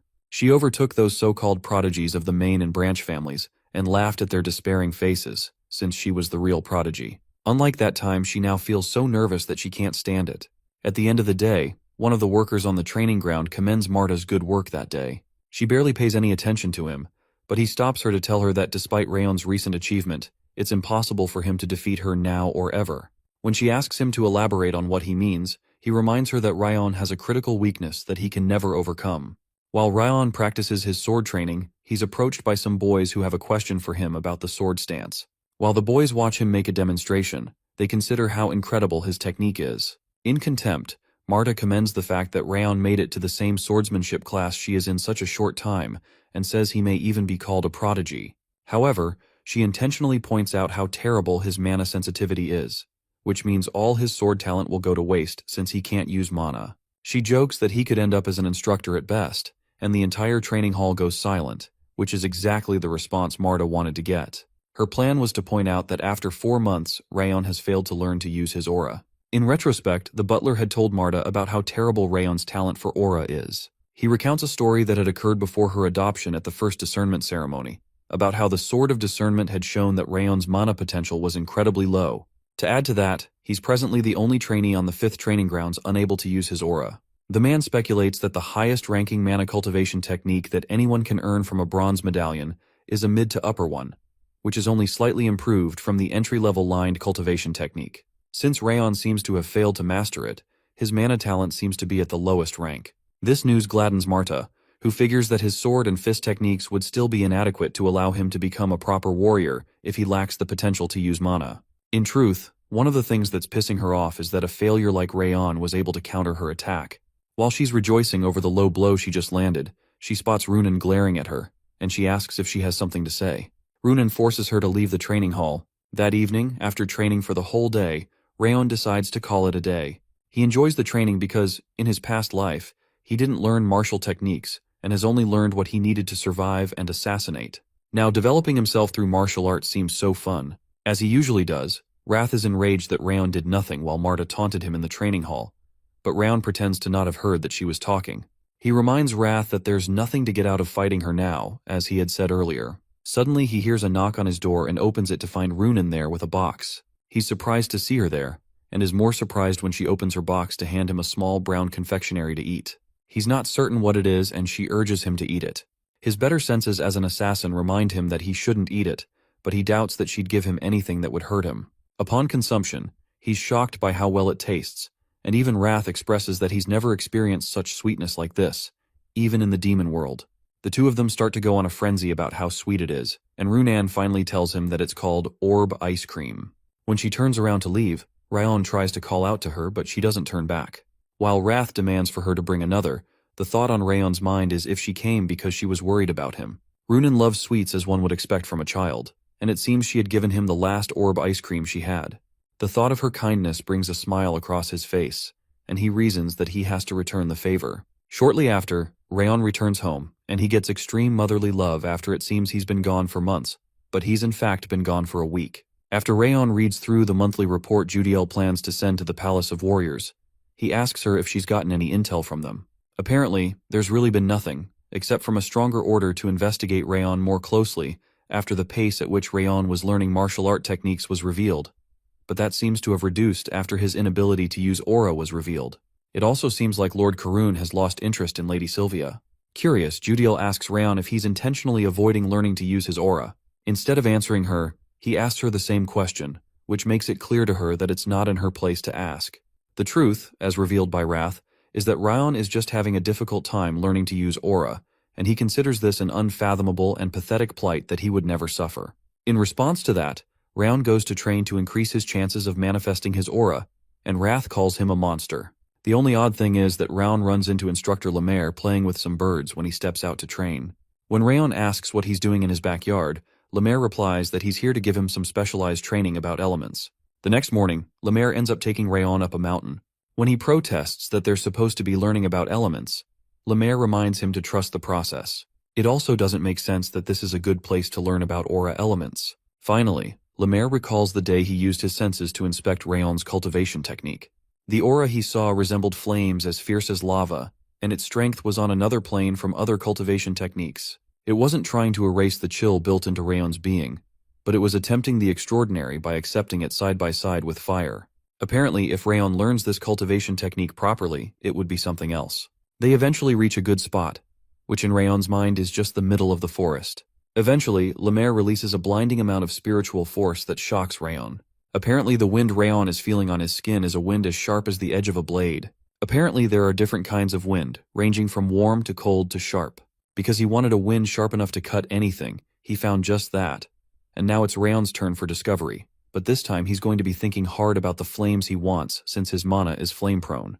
Eventually, Lemaire takes Rayon to a place he believes will be perfect for him. They both soon arrive at the home of an old blacksmith, who playfully taunts Lemaire. This is apparently the place Rayon can feel the hottest and most sincere fire in all of the north. The old man asks what Lemaire has brought for him, referring to Raon, and he's informed that he's Master Sieghart's grandson. None of them impresses the man, who asks that the master come himself. Meanwhile, Rayon is enthralled by the fire he sees in the furnace. Apparently this type of flame is what he's known all his life. Although he's seen many forms of fire in his last life, the flames of this kiln, the intensity of the heat, are the image of the flames he wants. The old man speaks rudely and says his name is Vulcan. From Rayon's past knowledge, Vulcan is the continent's master blacksmith, known all around the world. He was said to be the creator of Glenn Sieghart's sword, Heaven's Renown. Our boy bows and introduces himself, expressing his honor to meet the great Vulcan. His politeness makes Vulcan wonder if Lemaire had told him something about him. Lemaire, who refutes having told him anything, explains to Rayon that Vulcan is Sieghart's retired master blacksmith, who began feeding these flames over a decade ago. This seems to be the only place for Rayon to properly feel fire. When Lemaire asks for an exception, Vulcan suggests that they go to the blacksmith workshop, but Lemaire protests that no good will come from others seeing Rayon's cultivation technique before he's actually mastered it. Vulcan wonders why, and he's told that Raon is Sylvia's child, which gets Vulcan's attention. After Rayon swears not to get in the way and begs for a chance to feel the fire, a moment of silence passes, and Vulcan tells him that he's currently creating golden coal capable of a far stronger heat than white or black coal, and that's why he spent the last decade here. Vulcan informs him that it doesn't matter what he does as long as he doesn't interrupt his work, which gladdens Rayon's heart. When they step outside, Lemaire expresses his surprise to Vulcan about how he readily gave permission to the kid. When he promises to bring him some quality alcohol, Vulcan makes it clear that he didn't do it for him. Apparently, the flames in the kiln burned hotter when Rayon stepped into the room, and the sudden heat was enough to ruin the coal. The power to stoke flames permeates the child's very breath, and Vulcan considers that the kid may just be the one to fulfill his dream. Over the next 7 months, Rayon continues visiting Vulcan's kiln, and he has time to think about the image of the flames he wants to master until he finally understands it. People say that fire is the strongest and scariest element, but if it can be controlled, that changes things completely. Fire in skilled hands is more stable than any other element. However, the major issue is that Rayon hasn't been able to master how to awaken the energy of the Golden Flames art yet. A memory of how Lemaire had told him to think about the image of the flame he wants flashes through his mind. As Rayon thinks about his goal to kill Darius and restore Sylvia to the main family, it's clear to him that the flame he needs is one that would light his path and defeat the beasts that threaten him no matter the circumstance, and will never go out. Suddenly, a bright flame bursts out in front of him. The energy of the fire begins to seep into him, so he decides to focus and capture the fire to feel more of it to proceed with the cultivation. It seems like he's in some sort of trance state because he can see the manifestation of the fire he's picturing in front of him. While still trying to focus more, wrath tears into his mind and reminds him about his plan to take over his body at the moment when he's most vulnerable. As Rayon begins to freeze because of the interruption to his cultivation, he realizes the passage of time had made him drop his guard and forget that wrath is not truly on his side, but is just a demon that has been plotting to take his life. And worse, he's the ruler of the demon realm. His body begins to feel like it's shattering, and it becomes harder to breathe. It's clear that he'll die if he moves, and he'll also die if he decides to stop the Golden Flame art cultivation. His only choice is to focus and find a way to gather his aura so he can survive. The atmosphere becomes tense as it becomes paramount to survive, while Wrath taunts his desperate attempts to survive. Rayon's mind becomes hazy, and Wrath states that his body and soul belong to them because anything he tries will be futile. As he passes out, Wrath tells him all his life is in vain, and he's no different from the old man who spends his days burning coal, but he assures him that he'll carry out his revenge for him. The mention of coal in a kiln gives Rayon a last-minute hint, which is a desperate measure necessary so he doesn't die. Apparently, it's not the mana from nature that's heated by the kiln that he needs to absorb, but the mana within the kiln itself. The stronger, hotter fire will devour everything, and their power can become his. As he begins the process, Wrath begins to get infuriated that he's changing his approach. Meanwhile, the coal in front of Vulcan begins to crackle and pop louder. Much to his surprise, the flame bursts out of the furnace, and he's never seen the heat of the furnace spike so abruptly. It occurs to him that something might be going on with Ryan, but he notices that the boy is trembling, which is odd because there shouldn't be a concentration of cold in the midst of all this heat. It's unclear why the boy is shaking like that, and if that's not enough, Lemaire suddenly appears to stop Vulcan from touching Rayon. Vulcan protests that the boy will die if he's left like that, but Lemaire insists that there's nothing they can do since he's in a trance state.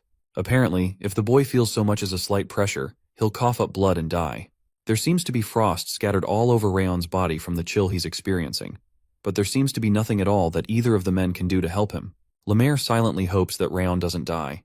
Meanwhile, in the trance, Rayon's cultivation continues to infuriate Wrath, who demands that he stop because there's no hope for him. Rayon refuses to go down without a fight like his previous life, which was spent in vain, without peace, until he breathed his last breath. All that's on his mind is that he won't repeat that life, and he continues towards the fire. The heat becomes too much, and at the rate things are going, it seems the kiln cannot withstand the sudden burst of firepower. All of the kiln's mana mysteriously begins to collect in one place, and Lemaire wonders if Rayon is absorbing all the mana. In the trance, the tug-of-war continues until Rayon finally takes hold of the flame. Once he does that, a huge explosion occurs that tears through the entire trance, and literally tears through the roof of the kiln as well. When the explosion occurs, the two men become worried about Rayon's safety, but they don't receive a reply from him. Shortly after, the boy emerges from the flames unscathed with golden flames like nothing any of them have seen before. Meanwhile, the screen displays that Rayon has acquired golden flame art. Apparently, he had absorbed a powerful heat, and his golden flame art has reached 2 stars, produced fire resistance, gotten 2 strands of the curse of bitter frost melted away, and gotten rid of his terrible stamina. Apparently, he has also accepted the melted frost from Wrath's powerful chill, and produced an attribute known as Chill of Bitter Frost, which is at 2 stars. It seems that Wrath's attack was a blessing in disguise because Rayon wasn't expecting all of this when he went through all that trouble. Suddenly, because he withstood Wrath's interference in a dangerous situation and displayed intense mental fortitude, the system increased all his stats by 3. All of this comes as a shock to Rayon, and it seems that he has achieved a level that would otherwise have taken years if it had not been for Wrath's meddling. After Wrath realizes he's been swindled, he demands to know how Rayon was able to survive since his mental fortitude had hit its limit. As usual, Rayon gloats that he had told him that he couldn't beat him. The truth is that Rayon really almost died. If this day proved anything, no matter how friendly he's grown to Wrath, he truly is an enemy, which means he can't let him know his weaknesses or secrets from now on. Shortly after, Vulcan comes to check on Rayon and finds out he's alright. When he asks if he was able to get his aura, Rayon says he did, and it was all thanks to him. The bad part is that the furnace was broken from the explosion, and Rayon apologizes, but Vulcan doesn't care as long as he's alright. While they're talking, Vulcan notices a strange thing in the fire. When he finally picks up the coals with a shovel, he realizes they're golden coals, which he has been working on for all these years. In a flashback to the past, many people had gossiped and made fun of Vulcan for spending all his time making coals that only appeared in myth. In the present, as Vulcan brings out the coals, he realizes he has also experienced a miracle. The golden coal is one that burns hotter than white coal and has a stronger tenacity than black coal, and he's finally been able to find what he devoted decades of his life to creating thanks to Rayon. When Rayon protests that he didn't do anything, Vulcan explains that his mana cultivation caused the rise in the kiln to flare, and the flames bloomed as he exhaled and caused the heat to spread to every corner of the workshop. Finally, the old man asks Rayon what kind of warrior he wants to be, and he says that he wants to be steadfast, no matter who he faces or the situation he finds himself in. His response surprises Vulcan, especially because it's coming from a kid, so he suggests that he come see him if he truly remains steadfast in 3 or 5 years when he can finally wield a sword. Apparently, he plans to save the golden coals for the day Rayon comes to find him. Although Vulcan has retired, he plans to make an exception to help Rayon make his sword. Shortly after, Rayon leaves the kiln to return home, and Vulcan hopes he doesn't die until they meet again. Meanwhile, Lemaire is glad that Rayon finally gained his aura. Master Sieghart appears behind, and Lemaire taunts him by saying he must feel relieved not to have to worry anymore after coming every day to check on his grandson. Obviously, his accusations are met with a blatant denial from Lord Sieghart. Lemaire ignores his denial, and notes that the size and purity of Rayon's aura is no joke, and it could be because he absorbed all the heat in the kiln. On top of that, the kid was able to use his new aura right away, which shows incredible potential.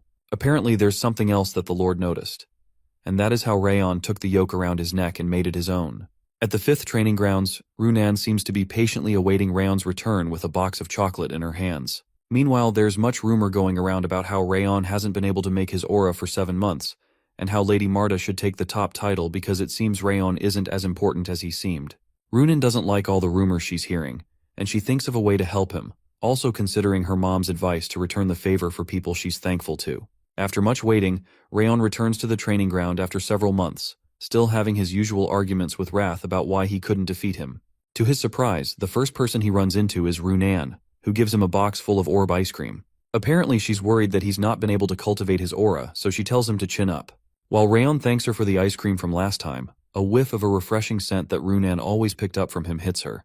The scent seems stronger now and smells nicer, but she doesn't seem to know why. Rayon thanks her for the ice cream once again, and even Wrath is ecstatic about the incredible taste, urging Rayon to devour the other 2 ice creams immediately.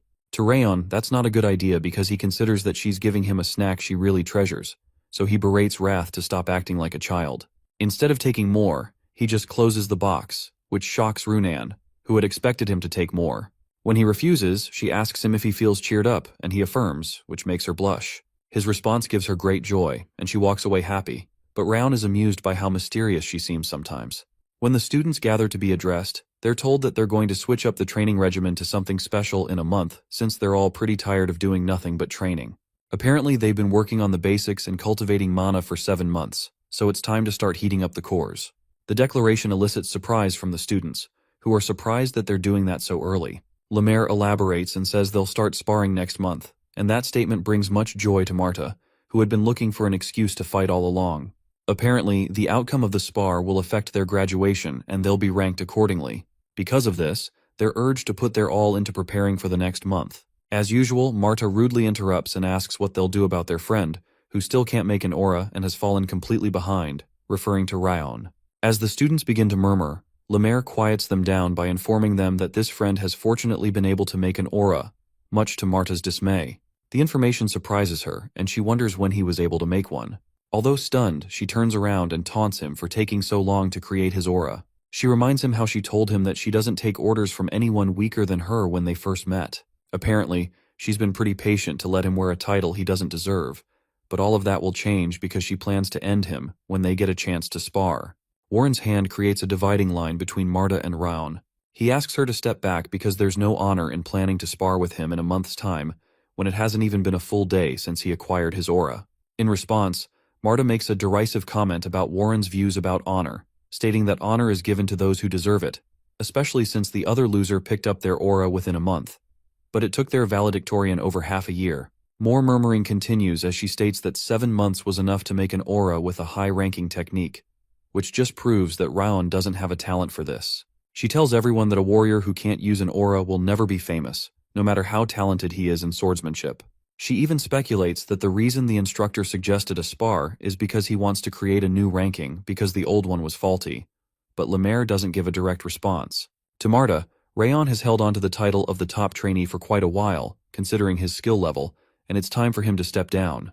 To pick up from where they left off, she suggests that the winner of the spar can have the position of the top trainee, but Rayon passes on her suggestion. Rayon says it's not possible for one to sit at a gambling table with no money, so there's no point for him to put his position on the line when she isn't offering something of matching value. Instead of conceding, she states that he seems to be under the impression that anyone here is on the same level as he is, but Rayon asks her if she's scared. His words rile her up, so she decides to play his game since it's the last one he'll get to play. To get him to bet, she offers up a 9 Blossoms pill her father gave her, which is an elixir that augments your physique and aura if he wins. Her offer brings a smile across Rayon's face, and he reminds Wrath how he told him that he'd show him something more exciting by getting something from Marta. A month later, the time for their sparring comes, and Marta is glad she can finally repay the favor. Apparently she's never been hit before, not even in the back alleys, and the time when Rayon hit her was the first time someone succeeded.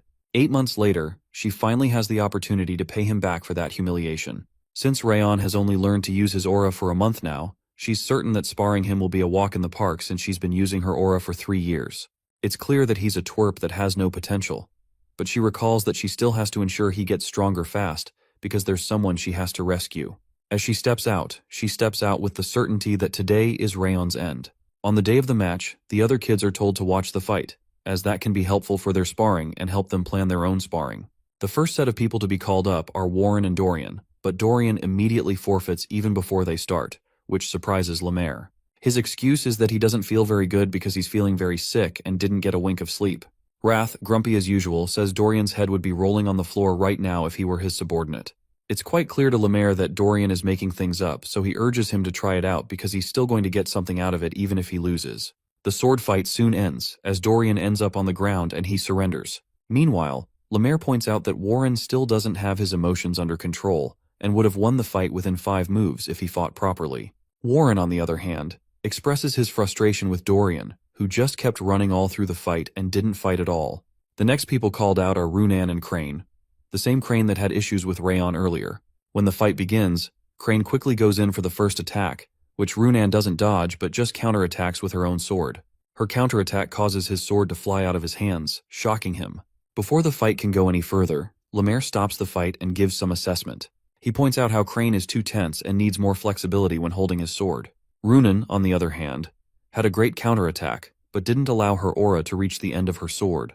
The next set of people are called out, and the last set to be called out is Rayon and Marta.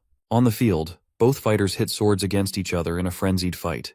In a calculated attack, Marta aims her next attack at Rayon's face, which he easily blocks with a counterattack. Playing on the offense, she goes in for yet another attack, which Rayon counterattacks, much to her shock. After almost being hit by one of his counterattacks, she finally moves backward and expresses how she didn't expect him to counter all her blows, which makes her admit he has some skill in swordsmanship. However, because of his weak aura, she activates her aura and tells him she's going to put him in his place. As she goes in for the kill one more time, lunging toward Rayon head-on, she moves in close enough to land a final hit that'll knock him out. Her body has been watching her moves, so he quickly blocks that attack as usual, but the strength of the attack seems a bit more intense. Because he just keeps blocking her attacks, Marta taunts him by asking how much longer he can keep blocking, because using auras requires even more innate talent than swordsmanship. As the battle fiercely continues, she recounts that he can never become a warrior when it took him 7 months to create his tiny little aura. When she demands that he give up before she crushes him, he goes on the offense for the first time, forcing her to block his attack. Her talk about talent and how the family loves talent starts to tire him, but she jokes that it's because he doesn't have any. At this point, Rayon still hasn't used his aura, so she promises to show him what real talent is. Instead, Rayon offers to show her something more important than talent, and a bright golden flame starts to surround him as he finally activates his own aura. The display leaves Marta shocked as Rayon activates the Million Flame Art's first flame. Still stunned, she wonders what the flames are and realizes that the fire he's using must be dangerous because it doesn't look ordinary. The fire is terrifyingly beautiful to her, but it's clearly mysterious. As sweat breaks across her forehead, she holds her sword tighter, clearly unwilling to back down. Since things are becoming serious, she uses her card in her own trick called the Solid Stone Stance Focal Point. Focal Point is a special art that focuses the aura in one specific spot, and Rayon figures that she really must have incredible talent to be able to use that skill at her age. It's clear that she must be planning to put everything into her next strike. Before she attacks, Marta acknowledges his strength, but clarifies that there's no way he'll be able to withstand his next attack, even with an aura. Immediately charging toward him, she swings her sword at him, but he doesn't move out of the way. When she's several inches from him, he blocks her attack with his sword, and it causes an explosive force to be released that shatters the ground they're fighting on, shocking the nearby students. A smoke covers the entire field, blocking the students' field of vision. When the smoke clears out, Marta is seen on the ground in the midst of the cracked ground, with her sword broken, while Rayon towers over her. It's quite shocking to the other students that Rayon won against Lady Marta, and his sudden use of this mysterious aura makes less sense to them. Marta makes a fist even while she's knocked out, and to Rayon, her mental fortitude seems to be more impressive than her skill and talent. Later that night, Lord Glenn receives the report about how Rayon won Marta by crushing the aura she's been refining for 4 years with unbelievable power. Lord Glenn affirms that the flames he saw on the day Rayon got his aura were quite beautiful and their power was incomparable to their size. It seems that all of Sieghart knows about this now, so the Lord asks Liamir to lead Rayon so he can continue to grow without becoming overconfident. The Lord also asks about Marta, whom he learns had received a strong impact from the blow, but her wounds will heal with a bit of rest. The major problem seems to be the shock she received to her psyche, which they can only hope she'll be able to overcome. Meanwhile, while Rayon is doing some gardening, Wrath rages as usual because he's not doing it properly, and threatens to turn him into an icicle if he doesn't do it well. Rayon is clearly not scared of him and tells him to quit acting tough, but Wrath says his advantage is because he's hiding behind his water resistance, which has recently spiked like a coward. The reason it has spiked is because Rayon took the 9-blossom pill he received from the water the night he defeated Marta, which greatly increased his skills. He finally completed his 4th flame link, causing an increase in his body, rank, and soul, as well as his strength, constitution, and dexterity. His poor athletic ability disappeared, his poor mana affinity improved, and his water resistance increased. To be precise, the pill brought all of his effort to the surface.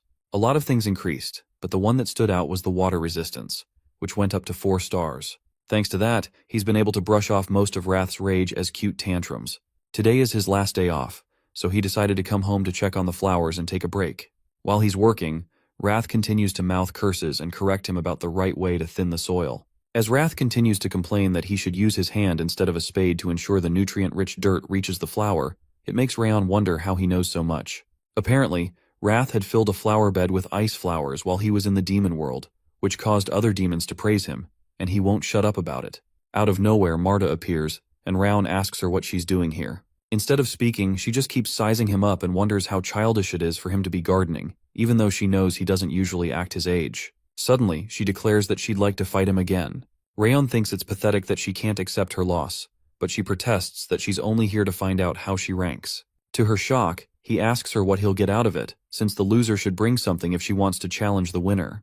When she insists that he doesn't need payment to fight, he turns down her offer, which gets her worried because she's hell-bent on fighting him. The thought of stepping on his flowers to infuriate him comes to her mind, but she soon finds out he doesn't really like flowers. He's just there to manage them for his mother, and that further infuriates her. Eventually, she decides to leave, but Sylvia suddenly comes out to greet Rayon, and she asks him who's his new friend, referring to Marta. Sylvia mistakes Marta for a new friend Rayon must have made at training, but Marta recognizes her as the woman who fell in love and left the house, only to return in order to save her child's life. Oddly to Marta, her actions to save her beloved child were brave. Unfortunately, it seems Sylvia has seen Marta before, so she recognizes her and introduces herself. Rayon becomes tense about the exchange of pleasantries, so Rayon makes it clear that they're not friends and tries to dissuade her. Regardless, Sylvia walks up to Marta and checks on her health after her fight with Rayon. Marta confirms that she's fine, which relieves Sylvia. Sylvia acknowledges that she heard her big brother Denier adopted a talented child, but it seems the child is as pretty as she is talented. The sudden attention starts to make Marta blush, so Sylvia asks her what brings her to their home. Marta, who is now uncomfortable, lies that she had a message to deliver and tries to leave. She doesn't know she's in big trouble until Sylvia grabs her by the arm and insists she have a meal with them because she can't let Rayon's friend leave without showing any hospitality. Regardless of her protest, Marta ends up at the dining table with Rayon and Sylvia. Rayon can't believe his eyes because he never thought he'd ever see the day that Marta sits down so obediently. Meanwhile, Sylvia tells her about how Rayon loves meat stew. Their chatting continues, and Sylvia soon learns that Marta is a year older than Rayon and is 15 years old. Sylvia gives her motherly treatment and asks her about her training. While Marta eats, Sylvia tells her that the quality of their meat isn't as good as the main house, and may be a little tough, so she pats her and tells her to eat slowly so she doesn't get a stomachache.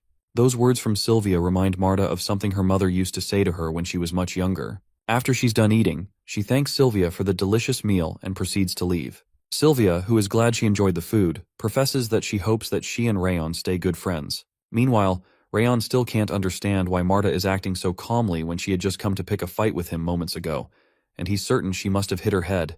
As Marta heads home, it's clear to her that Rayon must probably think she's lost her mind. The reason she acted the way she did, though, was because Sylvia reminded her of her mother, and she couldn't push her away.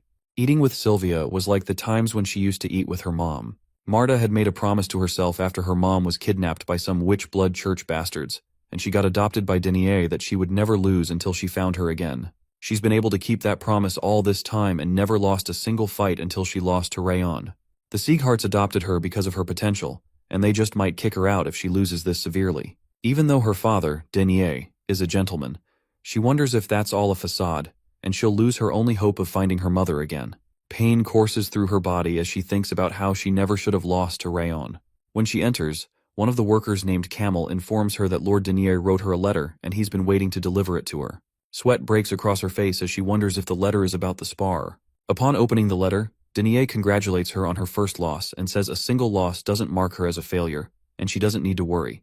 He advises her to dwell on why she lost to help fuel her growth in the future, and he apologizes for his inability to speak to her in person because of the protracted nature of his mission. Finally, the letter explains that the investigation into the whereabouts of her birth mother is ongoing, and Denier asks her not to give up too.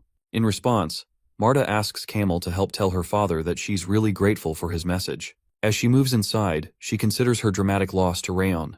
As she cuts her hair, she decides not to acknowledge her defeat and move forward because she can't bring shame to her father. In her mind, she'll be stuck at this point if she overlooks this, and won't be able to look her father in the eye anymore when he trusts her so much. She decides it's time to let her pathetic past go and start over from the basics to move forward and become stronger.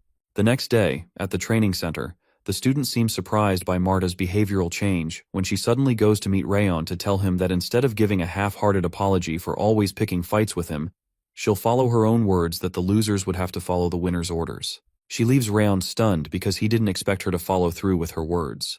He wonders if Marta has also changed in a short period of time since she's shown a greater display of maturity than one would expect at her age. When he notices her kick Dorian for getting in her way, it's clear that she's only changed towards him and not others. Soon after, the new year comes, and a lot changes in subtle ways.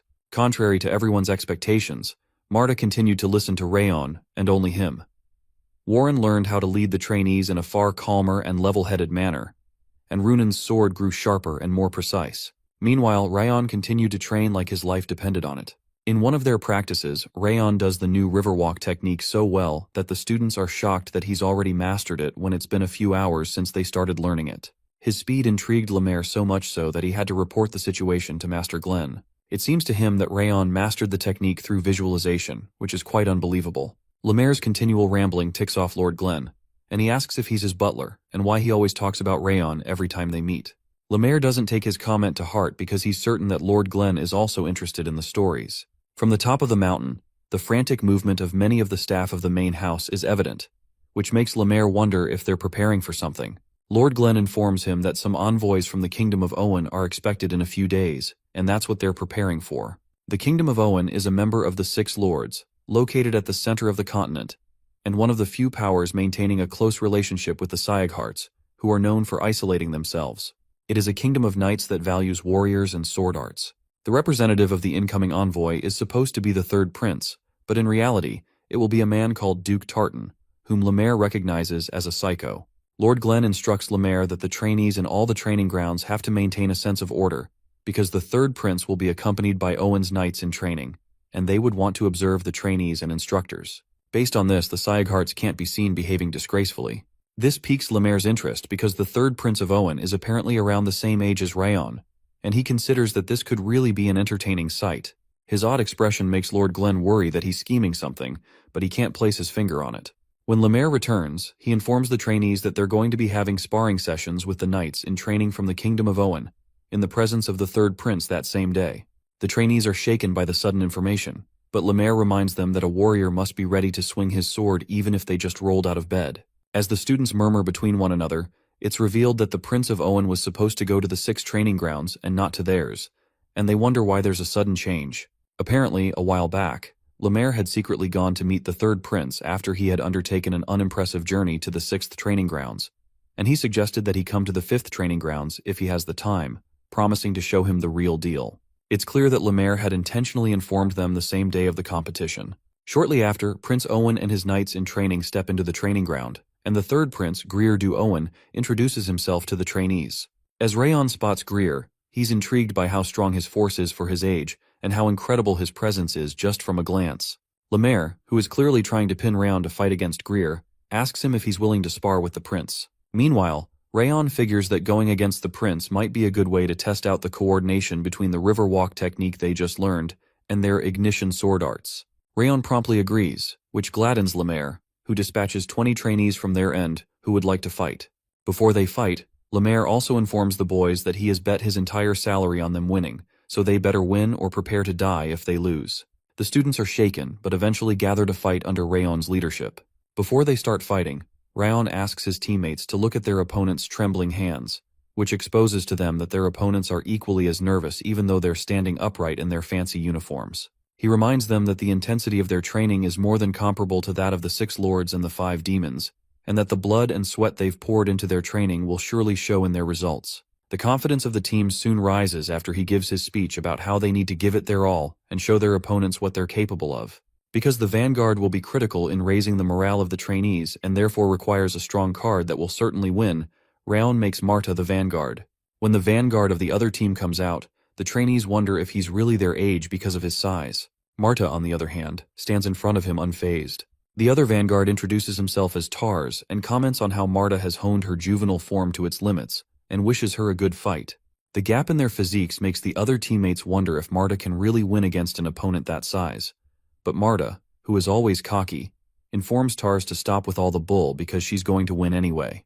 The fight soon begins, and Greer is surprised that Marta is able to overwhelm Tars in terms of strength despite her smaller frame. It's clear that the warriors of the 5th training ground are undeniably strong as they begin the Sieghart name, and they're powerful enough to be comparable to Kingdom Owen's knights. Compared to the 6th training ground, which was pretty disappointing, the trainees are clearly the real deal. Meanwhile, Duke Tartan asks Lemaire if this was his goal when he abruptly showed up at His Highness's lodgings yesterday and invited him to the 5th training round. Lemaire claims that he did this because there aren't many opportunities to safely face off against one of the talented fighters of one of the 6 kings, which makes it an educational opportunity for his trainees. When Duke Tartan calls bull, Lemaire suggests that they make a little bet on whose trainees can win the most out of 20 spars, because betting is far more fun than just watching. Duke Tartan tries to unsettle him by informing him that his trainees are some of the most promising knights in training of Owen, but Lemaire insists that he believes in his kids too. Meanwhile, Marta keeps landing strong strikes on her opponent, and the fight really looks intense. After one of her strikes shatters Tar's sword, he's surprised by the amount of strength she's applying to her attacks, but she just keeps attacking with a maniacal smile on her face. Finally, she slams the end of her sword into his stomach and knocks him backward, resulting in her winning the match. Everyone around is surprised by how the fight went, and Raon is surprised that she didn't refine her technique into something more graceful and fluid after their spar, but instead increased her strength and speed to reinforce her overall power. As usual, Marta taunts her opponent, referring to his fighting as pathetic, because he didn't put his all into his strike when his primary power comes from his strength. While Raon finds the fight entertaining, Wrath finds it quite boring and claims that the sparring of younger demons in the demon realm was more flawless than this. Before he can finish speaking, Raon shuts him up by hitting the bracelet so he doesn't ruin all the fun. After a couple of spars, the 18th spar is between Runan and Adelia. Once the two ladies reach the fighting field, Adelia expresses her disdain for Runan's vacant eyes. She soon activates her fiery aura, while Runan activates an ice-blue aura.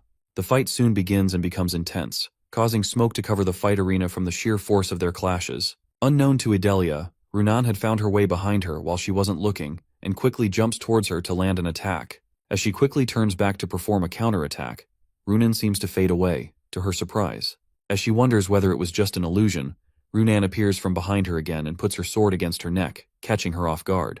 Because Adelia was open enough to be killed if it was a real fight, Runan is announced as the winner of the 18th match. As Adelia tries to congratulate Runan on her win, Runan doesn't pay her attention and walks to Rayon to ask if he saw her fight. Rayon notes that she seems to have gotten more comfortable with the river walk technique and commends her fighting. At this point, Rayon's team seems to have 9 wins, while Owen's team has 9 losses, which is pretty good for Lemaire's bet. The 19th spar is between Warren and an opponent named Saren Castle. While the two boys introduce themselves, Rayon notes that Saren is quite strong and must be the strongest of all the knights he's seen so far, excluding the prince.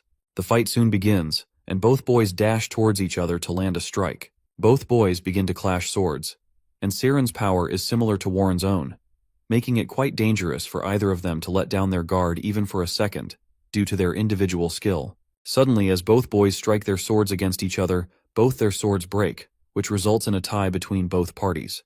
When Warren returns to his station, Rayon assures him that he did well, especially against the best trainee of the other team. That doesn't make Warren feel any better because he feels that doesn't matter since he had to win since he carries the Sieghart name.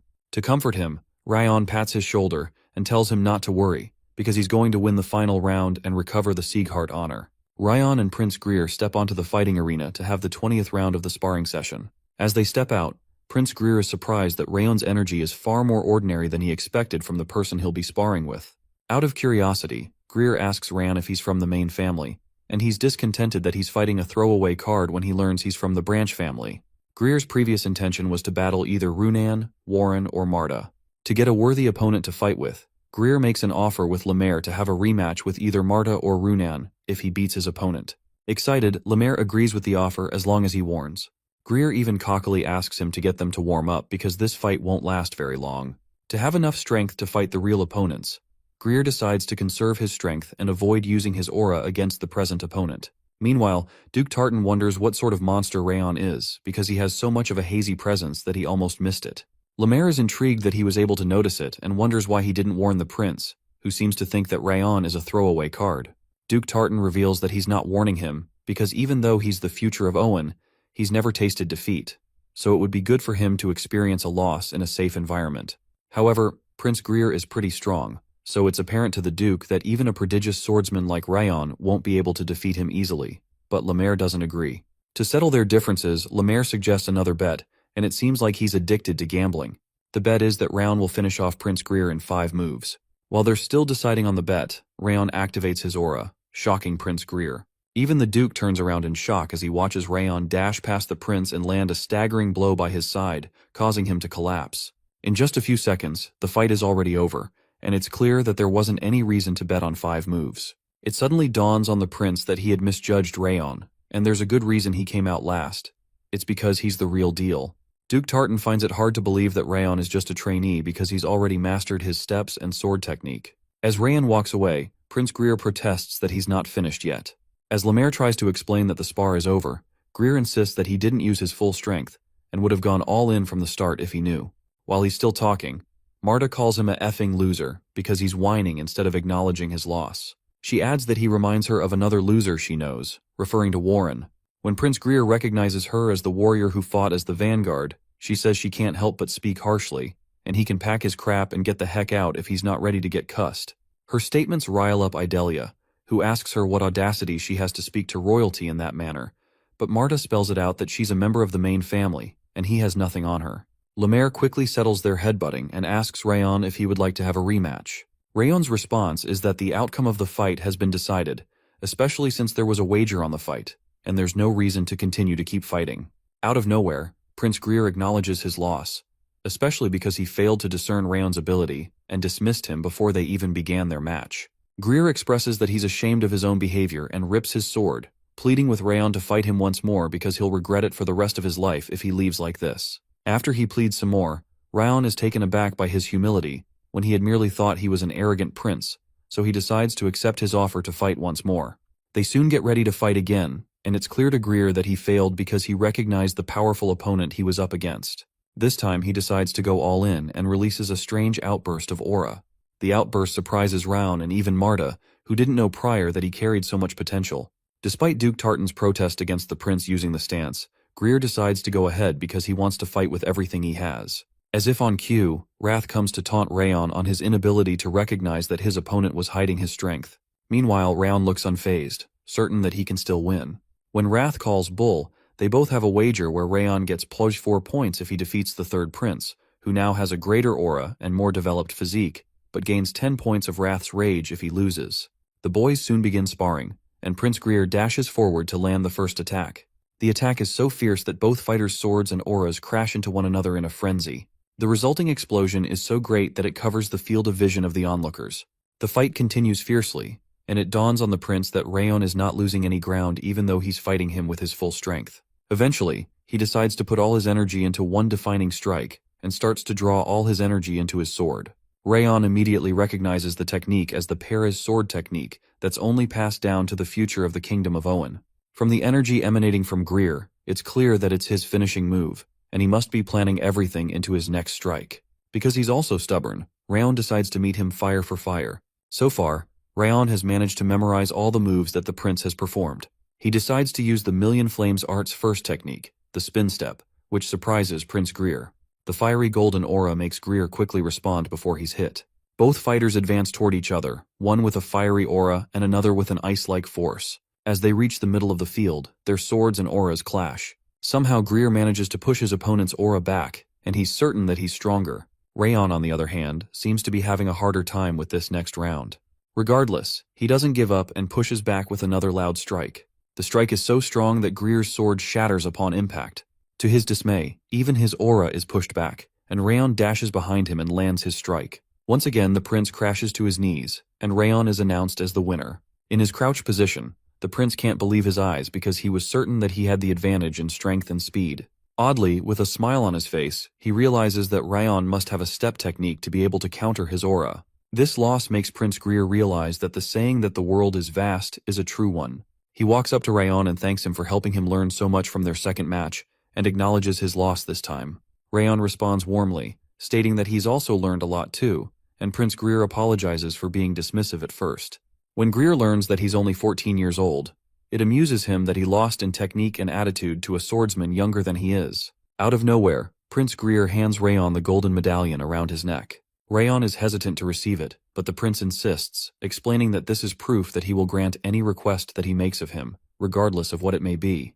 Rayon wonders why the prince would give him something so valuable, and Greer explains that the match helped him get his mind clearer and has brought him to a realization. It makes him fortunate to lose to a swordsman like him. As Prince Greer leaves, he wishes Rayon good luck and says he'll enjoy working towards being as good as he is. Since they were defeated, Greer informs Lemaire that the wager goes to him as discussed. Meanwhile, in Rayon's past life, it was expected of him to complete his missions without receiving anything in return, and it's a bit abnormal for him to receive things like this. It's clear that his new life won't be going the way he predicted either. Later that day, Prince Greer shares the lessons he learned from the spar with Lord Glen. Apparently, he had thought of himself to be at the pinnacle, but Raon has helped him rethink his assumption because Raon was the image of a fully fledged warrior. Even though the prince had visited 3 of the 6 lords and took part in sparring, he's never seen a trainee on the level of Rayon, and he had much to learn from him. In fact, he plans to quickly return to the kingdom of Owen to put to work the lessons he learned from the spars. His words intrigue Lord Glen, who eventually asks him to inform the king of Owen that he received the letter that was sent by his hand.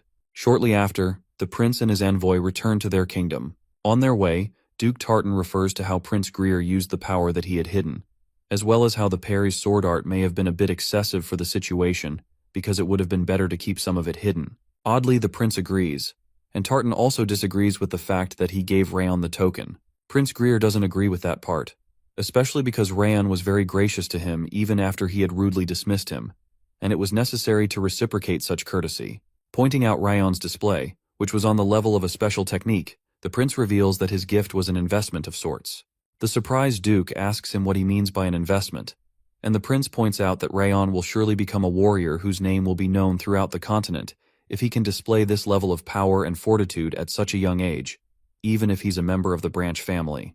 From the prince's point of view, making a connection with someone like that could serve favorably in the future, and the young prince's ability to see so far ahead in the future in such a short time intrigues Duke Tartan. The prince responds that he doesn't deserve to live if he's unable to make such straightforward calculations, when he's spent so much time in the palace and has gleaned from the wisdom of the king. As they continue their journey, Prince Greer can't help but wonder how much Rayon would have grown by the next time they meet. Meanwhile, in the main building, Lord Glen's butler, Leon, remarks that it seems the lord is happy that a prince from another nation acknowledged his grandson, but the master rebuffs that he's talking nonsense. Leon points out the warm smile on his face, which hasn't been seen in a long time, and developed after Prince Greer mentioned Master Rayon's name. Nonetheless, the lord claims that Leon must be getting old and mistaken. His response amuses Leon, who quickly redirects the conversation to the message that Duke Tartan delivered, so as to avoid probing further. Apparently, Duke Tartan had come earlier with an urgent message for the Northern Lord of Destruction, in addition to the letter Prince Greer presented. The message is said to have come directly from His Royal Highness Lacroix Albert du Owen II, the King of Owen and the Sword King of Silence of the 6 Lords. The message from Lord Lacroix is that the 5 Umbrae have begun to make their move. Sometime later, at the 5th training grounds, the trainees are praised for doing well in their last spar with the knights from the Kingdom of Owen. Because of their success, Lemaire gauges that they're ready and announces that they're going to be doing a special training next week. The students are curious about what the special training entails, but Lemaire informs them beforehand that it's not easy enough to really be considered training, because they'll be going into the field. Apparently this field training will require them seeing blood. They'll be going a little beyond Sieghart's southern territory into a bandit stronghold called Snow Tiger Point. The bandits are semi-associated with the North-South Alliance and survive off the small toll they collect from the mountain pass. However, their behavior has become more overbearing lately. There have been increased reports of merchants having their merchandise stolen and of casualties. When they hear the report, the students suppose their mission is to clean out the brigands from the area, but they soon find out that their mission is something more intense. They're soon informed that the bandits attacked a village to the south of their hideout and massacred everyone, set the village on fire, and ran away. Because of that, their new mission is to track the Snow Tiger bandits and annihilate them. So they don't become complacent. Lemaire adds that they're famed to be aura users, even though they're bandits. Lemaire informs them to ensure they get ready because they'll be heading out the next day. That evening, Runan does some practice with the sword. Her plan was to hone her form a little before they depart, but it doesn't seem to be going as well as she'd like. She recalls that Rayon's stab was smooth and relaxed, and she doesn't seem to be able to replicate that no matter how much she tries. When she recalls that Raon would still be busy in the training room, it occurs to her that she can go and ask him. Instead of going, she decides against bothering him and chooses to keep trying on her own. After some time of practicing, her movements get smoother, so she decides to stop there. Before she goes home, she decides to say bye to Rayon, whom she is sure must still be practicing. She soon recalls that her mother had asked her to come home early this week because she'll have orb ice cream ready, so she decides to go home early and ask Rayon her questions early the next day. On her way home, someone approaches her from behind. Runan is surprised to see the person, whom she refers to as Syria, and she doesn't look too excited to see him after a long time.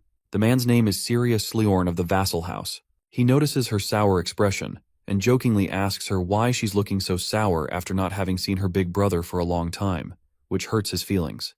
When he repeats to her that he doesn't like her expression, Runan begins to tremble. Eventually, he notes her splendid strength, which was faster than what he expected, and points to the fact that Lemaire's decent enough at training. Syria says he's proud of her, but that doesn't mean she'll be going out in the field or putting her life on the line in a spar. His warm expression soon turns into a gloomy one, so he pushes her to the ground and jokes that she seems to have slipped. To teach her a lesson, he reminds her of the chipmunk she used to raise called Ruby. In reality, he brings out a chipmunk and reminds her about how Ruby died, and what happens if she goes against his words. To Runan's dismay, he crushes the chipmunk in his hands, and that clearly affects Runan's psyche. The terrible act brings back very terrible memories for Runan, causing her to cave in, and Syria takes advantage of her mental breakdown and tells her she's his. He insinuates that until the day arrives when he comes to take her for himself, she mustn't do anything dangerous or difficult and must ensure she exists until he decides otherwise. Memories of dead chipmunks flash across Runan's mind, and she recalls how Syria used to taunt her with such animal brutality years ago when they were younger. At the present moment, the same thing is happening again, and the nauseating feeling from her past causes her to shriek. As her big brother takes in and enjoys her pain, an explosion suddenly occurs nearby, releasing smoke. The interruption catches Syria's attention, while Runan keeps quivering in fear. Soon after, Rayon shows up between her and her brother with a sword in his hands. Shocked, Rayon asks Syria what he is. Syria seems unfazed and remarks to Rayon that it's polite to first introduce himself before demanding to know his name after appearing out of the blue. Clearly, Rayon doesn't believe he deserves such a right after accosting someone in an alley and supposes that he may be a thief or a mugger. His suppositions annoy Syria, who twitches for a little while and explains that he's neither a robber nor a stranger, but is Runa's older brother. Unsure of the situation, Rayon glances over at Runan but still finds her quivering, and it doesn't add up that Syria is truly her older brother. Syria, on the other hand, claims to have made a little joke because he was happy to see her after a long time, which caused her to react like that. Unknown to him, Rayon had seen the sick act of popping the chipmunk in his hands, which he refers to as a joke, and Syria claims that it's just a toy. To prove his point, Syria shows his clean hands and claims that there's no blood, but Rayon figures out that he had actually burned up flesh and blood with his aura. Apparently, Syria will be leaving on a long-term assignment and won't be back for a while, so he drops a dessert on the ground for Runan before he leaves. The psycho comments on the fact that Runan has made a very good friend and says he hopes their friendship lasts a long time. After apologizing for the prank he pulled, he takes his leave and says he'll see her later. Meanwhile, Rayon recognizes Syria from his past life as the swordsmanship prodigy of the Sleorn family, and one of the 12 titans anticipated to be the next generation of the continent's pinnacle. He's popularly known as the Spear and the Sword. Apparently, Rayon had only heard his name from his past life, but meeting him now discloses that he's a psycho who acts the part of a benevolent hero. The experience gives him a nauseating stench that reminds him of Darius. Finally, our boy helps Runan up and promises to escort her to her carriage. After he drops her off at her carriage, she thanks him for walking with her, and he advises her not to stay up late since they'll be leaving tomorrow. That night, Runan opens the box her brother left for her, and it turns out that the box is filled with orb ice cream. The ice cream doesn't seem to please her because she only whimpers that her brother has returned and nothing has changed. Years ago, her pet Ruby had hurt her because she was sensitive when she was having her babies, but it riles up Syria, even though she had tried to explain to him. Despite her defense, Syria killed her pet, claiming that she's his and cannot be allowed to get hurt. He was so controlling that he would instruct that she's not allowed to get hurt but only allowed to breathe. He'd even threatened to kill everyone if she told her mother and father, because he didn't need the family, and he'd set everyone on fire, sparing only her. Her constant fear was that someone would get hurt if she opened her mouth, so she decided to live quietly. To her, everything would be fine as long as she kept quiet. Eventually, this life made her live like a loner and suffer quietly. However, she came to learn that she wasn't the only one who was lonely after she came to know Raon Sieghart. After she came to understand the kind of person he is, how hard he works, the difficult times he went through, and how he changed how others viewed him through pure effort, it got her to believe that she could change. That's the reason she's been trying her hardest to change along with him. But it seems to her that she can't do that after all. The next day, the trainees head to the southernmost point of the Sieghart village, to the Zartan village. After coming in through a portal, they soon reach an area where Lemaire informs them they'll be spending the night. Apparently, they had left the training center and gone through the portal in a rush, so they're all told to get plenty of sleep because this is the last time they'll rest before they begin their mission. Shortly after, they're directed to their lodgings by one of the locals. When they settle, Raon thanks Wrath for giving him the hint about Syria's malicious presence, since he wouldn't have otherwise noticed because Syria was intentionally hiding his presence. Wrath responds that it's nothing for the girl who gave them orb ice cream. Since Syria had said his mission was long-term, it's clear that he won't be showing up for a while. But the fact that he's her older brother makes him worried that Runan won't be able to recover. Wrath's immediate solution to the conundrum is that Raon hand over his body to them so they can kill Syria and give it back. Although Wrath is sincerely trying to repay the favor that Runan did them by giving them orb ice cream, Raon still refuses to hand over his body. Because Syria has traumatized Runan, our boy figures that just killing Syria won't do much. Runan was the first in either of his lives put together to treat him with thoughtful consideration, so he's ready to kill Syria himself if anything happens to her. On the second day since leaving the Sieghart territory, the team arrives on the site that the Snow Tiger bandits attacked. The kids are horrified by the scenery of burnt dead bodies littered all over the place, and they can't stomach the thought that someone would do such a thing to innocent folks. It's an abominable sight, and even the strongest among them, like Warren, look gloomy. Apparently, the bandits slit their victim's throat before burning them alive. However, Raon seems to notice that Marta isn't reacting to the dead bodies like everyone else, and it's either she's seen a lot of corpses, or she's killed someone firsthand. Suddenly, Raon realizes that Runan is nowhere to be found. Meanwhile, she's in another part of the site staring at the dead body, trying to stifle the urge to vomit due to the sight. On the other side, Lemaire rounds up the boys and reminds them that the bastards who call themselves Snow Tigers did this. He had especially let them see the sight so they don't let their guard down when they go toe-to-toe with them.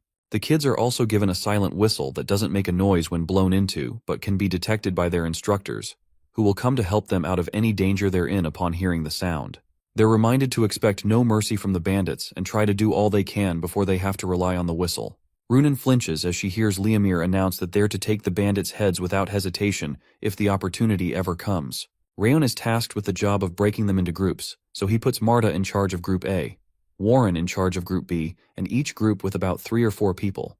Meanwhile, thoughts about what her brother said about how she belongs to him, and how she's not allowed to do anything dangerous or get hurt, keep resonating through Runan's mind. His threat has always been that anything that dares to hurt her will die at his hand, and the thought of defying him to go into this mission starts to mess with her. Raon soon comes to draw her out of her deep thoughts so they can group up together, and she hesitantly agrees. Raon considers advancing up to the peak of Mount Luton, which gives a clear view of the land below because of its elevation and makes it easy to retreat or hide, making it an ideal location for the bandits to hide. But he knows they probably won't be hiding there because it's so ideal, and there's no way they picked such an obvious place when they know they're being hunted on such a large scale. Considering that, it leaves the hills right behind them, and he chooses that spot as the place for him and Runan to go instead of heading into the forests like the other groups. Her sudden propensity to become easily startled worries Raon, so Wrath suggests that he say something to her. Raon, on the other hand, doesn't know what to say to her, especially because it's a family matter, and he's yet to even clarify how he feels about having a mother in the new life, not to mention interfering in another person's family. Regardless, he plans to find an opportunity to resolve what Syria did to Runan, even though it's going to be hard to find such an opportunity. After they make their way up the hills, they find another forest between the hills that can't be seen from the outside, just like Raon had suspected, and it seems like someone had intentionally made it difficult to find signs of life. It would have been harder to notice if Raon was a newbie, but it's clear that they don't stand a chance since he basically tracked down people for a living. The bandits' ploy to hide themselves may work on a hunter or an ordinary tracker, but Raon senses that the Snow Tiger bandits' hideout is nearby. As the two of them advance forward, they run into some traps and several footprints far into the hills, expecting that no one would come so far in to look for them after they cleaned up their tracks in the outskirts. Their only mistake was that they looked down on the type of people they expected to be sent to come looking for them. Right in front of them is the entrance of their hideout. In front of the cave, they spot a detained child that looks like a hostage, standing with two well-built guards. The two guards seem to be low-ranked because they don't seem to have any aura, but there's a stronger guard with him, while the rest of the bandits must be inside the cave. At this rate, there could be about 20 bandits inside the cave, so Rayon considers retreating to blow the whistle so they can surprise them after they regroup. However, because the child with the guards doesn't look so well, and he looks like he's going to die of hypothermia, it seems like he won't last until they come back with reinforcements. Rayon decides that the best course of action is to rescue the hostage and take care of the guards in front quietly. When Runan hesitates, Rayon tries to get her to focus on him, and he assures her that they can rescue the child. But he needs her help. The plan is for her to silence the area with her mana when he gives the signal, while he takes care of the rest. Runan still seems distracted, wondering if it's possible for her to change, but she decides to give this a shot. They wait for a while until the guards become tired and distracted. Then Rayon gives the signal, and Runan steps out in front of them to silence the area using mana. While the guards are confused about who she is, she uses her aura dispersion and silences every voice around them. The guards soon realize that their voices aren't going far, and they wonder what someone using aura is looking for in the hideout. Spotting his opening, Rayon dashes towards the two guards in front before the more skilled swordsman among them can react. With one strike, he kills the first two and moves past them. One thing he doesn't account for is that Runan still can't handle the sight of gore. The sight of the guards being killed triggers the memories of how her brother used to brutalize her pets when she was much younger, and it causes her to scream, breaking the sound barrier. Things aren't looking well because the sound barrier has been shattered. Runan is basically a broccoli, still horrified from the sight, and they're about to be discovered. In a split second, the swordsman goes for Runan's head, clearly because she looks like the weaker one, and Rayon is left to fight on his own. Before he can reach her, Rayon manages to reach him and push him to the ground. He threatens to pluck out a bone every time he speaks out of turn, and demands that he answers the questions he asks him. Suddenly, Rayon notices the sound barrier is back up, and he glances back at Runan, who is still trembling with fear, and he's proud that she's able to stick to the mission, even though she was struck by crippling fear. As Runan rescues the little boy, Rayon confirms that they're indeed the Snow Tiger Bandit and learns there are about 39 of them, with a few others deep in the forest. True to his suspicions, he also learns that they have one other hostage inside the cave. The little boy they rescued suddenly reveals that the other hostage in the cave is his little sister, and he begs them to save her. Touched with compassion, Runan promises him they'll save his sister. Meanwhile, Rayon doesn't think it's wise to make such big promises when they're clearly outnumbered. When Runan suggests they call for backup, Rayon agrees, and she blows the silent whistle. True to what Lemaire had said, the whistle is so silent that even Rayon can't hear it. The only problem is that someone in the cave hears it and alerts the others that their pursuers are here to get them. Rayon is surprised that someone far inside the cave can pick up the sound when he couldn't hear it from nearby. Not long after, several armed men come out of the cave and wonder what little kids like them are looking for so far away. To stop the men from launching an attack, our boy quickly holds the man he was questioning hostage. The men who picked up the sound, who appear to be their leader, ask Rayon who he called with the silenced whistle.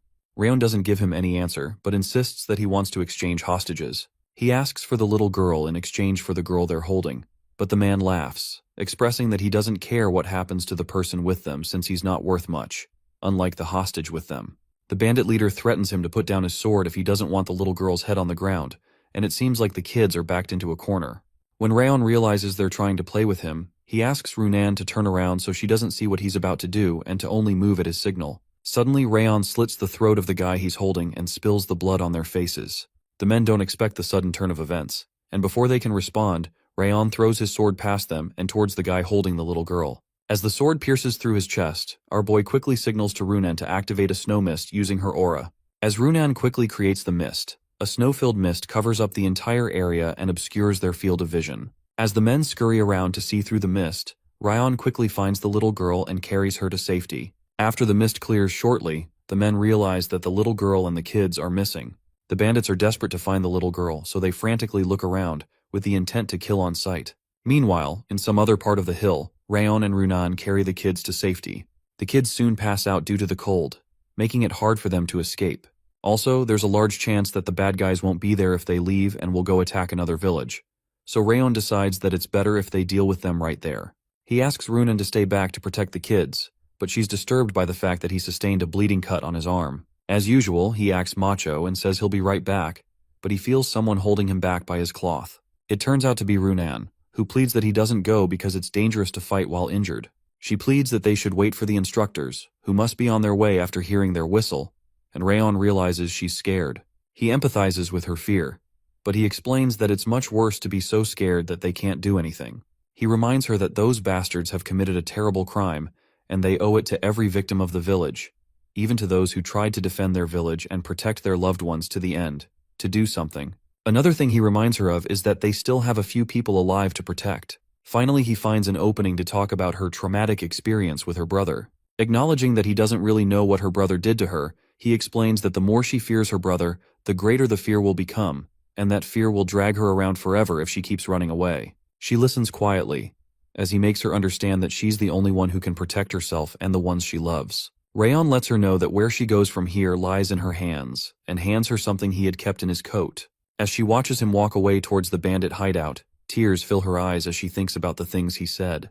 She really does want to change and escape the grip of this fear. She really doesn't want to be entangled in her past any longer, and she wants to protect what's precious to her, and she agrees that she can't stay stuck in such darkness any longer. As the tears continue to stream down her face, she uncovers the toy chipmunk that Rayon put in her hands, and it gives her strength to want to step forward into the light.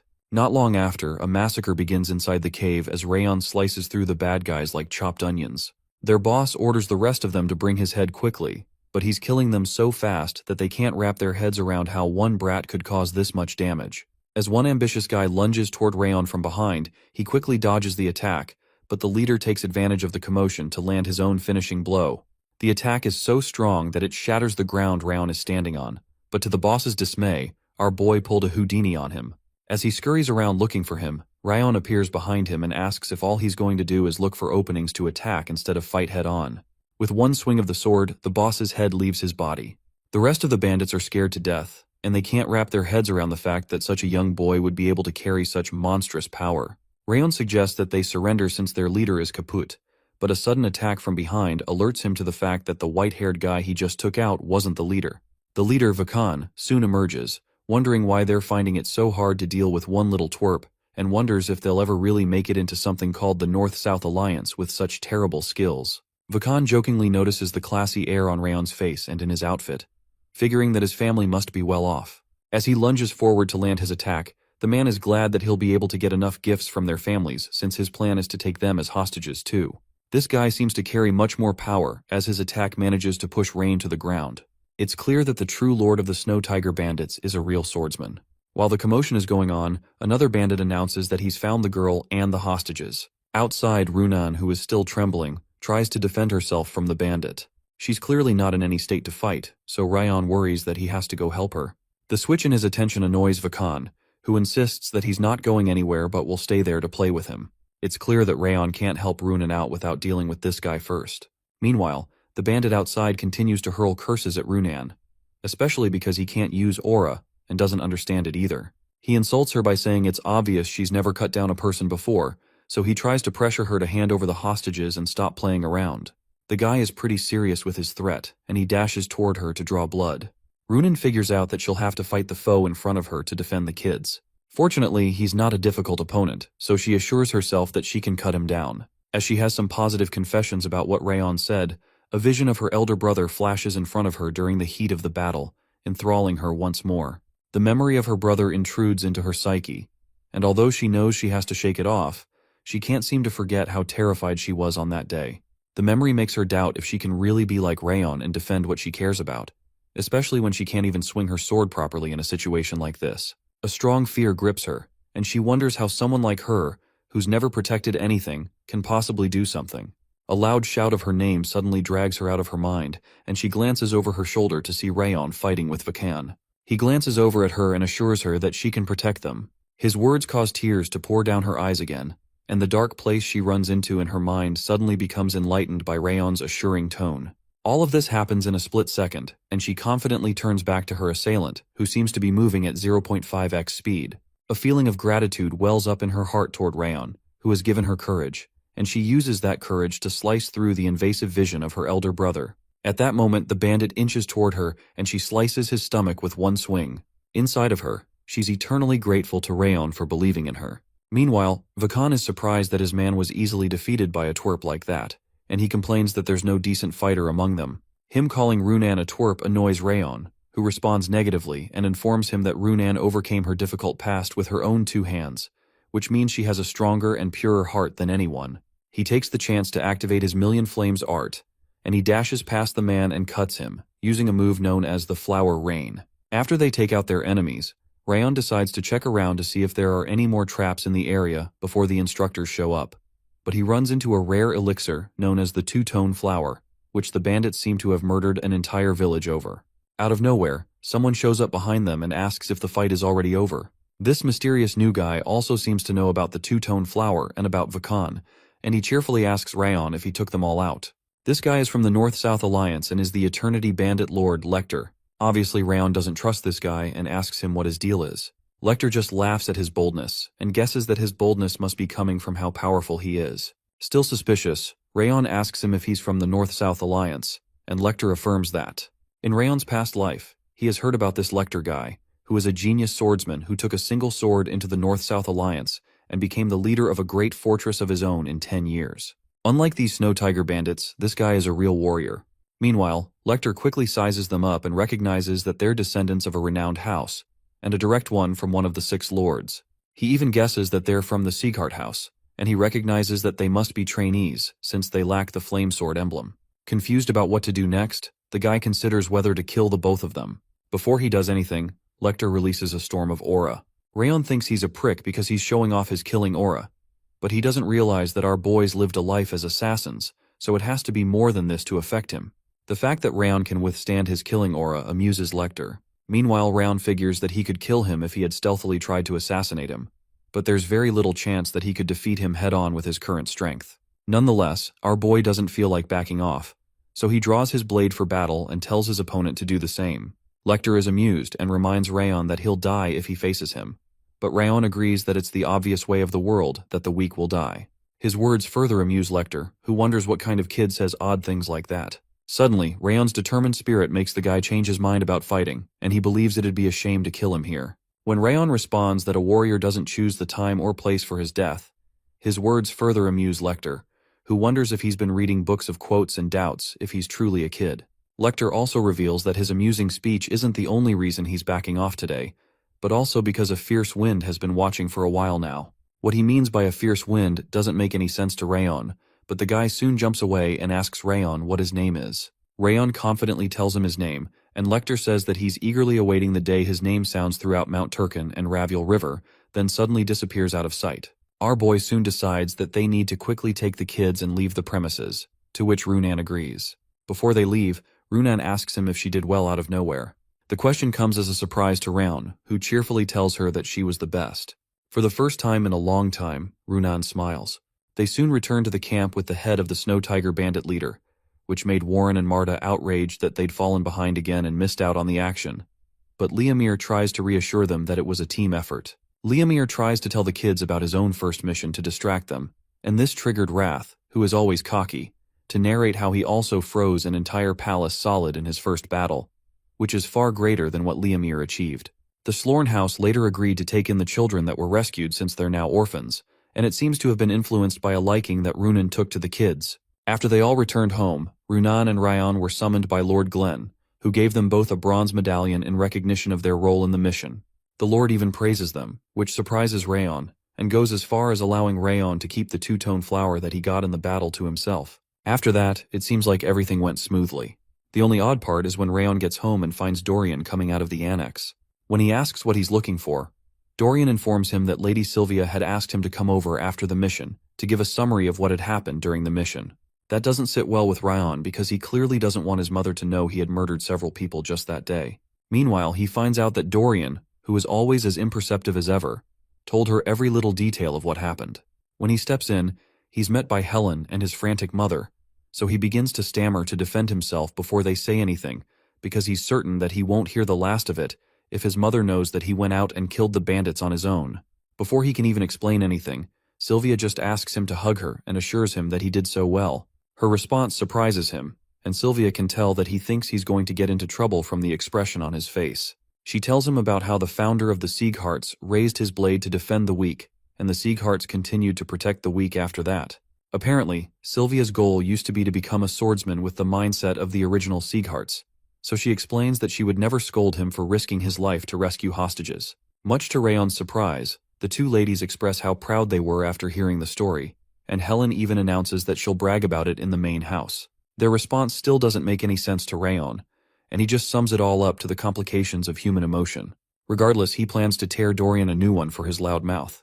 Meanwhile, at Runan's home, she plays with the doll that Rayon had given her on the battlefield, and the memory tied to it amuses her. All that goes through her mind is how she's going to thank Rayon for what he did for her the next time she sees him. At the training center, Liamir reminisces on the events of the day, and it turns out that he had hidden behind the boulder during Rayon's altercation with Lecter and had been listening in. The memory causes a smile to develop on his face, especially because it's been a long time since he felt the way he felt about the master. To him, it seems like the seed of the new king has begun to sprout. Sometime later, at the main estate of House Robert, Lord Darris is seen writing in a book. While he's writing, he notices blood leaking out of an open wound in his hand, and wonders why the wound he got from his altercation with Rayon years ago is yet to heal. At this point, it's been 17 years since he took out Rayon. Although he has consumed elixir after elixir of high quality, summoned skilled physicians and renowned priests, no one has still been able to erase the sword mark. For some reason, the wound neither heals nor worsens. It's almost as if the wound remains in the same state as it was first caused, to make him remember the events of that day. It seems to him that Rayon's dead spirit wants to be remembered, but Darris refuses to dwell on the past. In other news, it's only a short time until Darris's life desire becomes realized.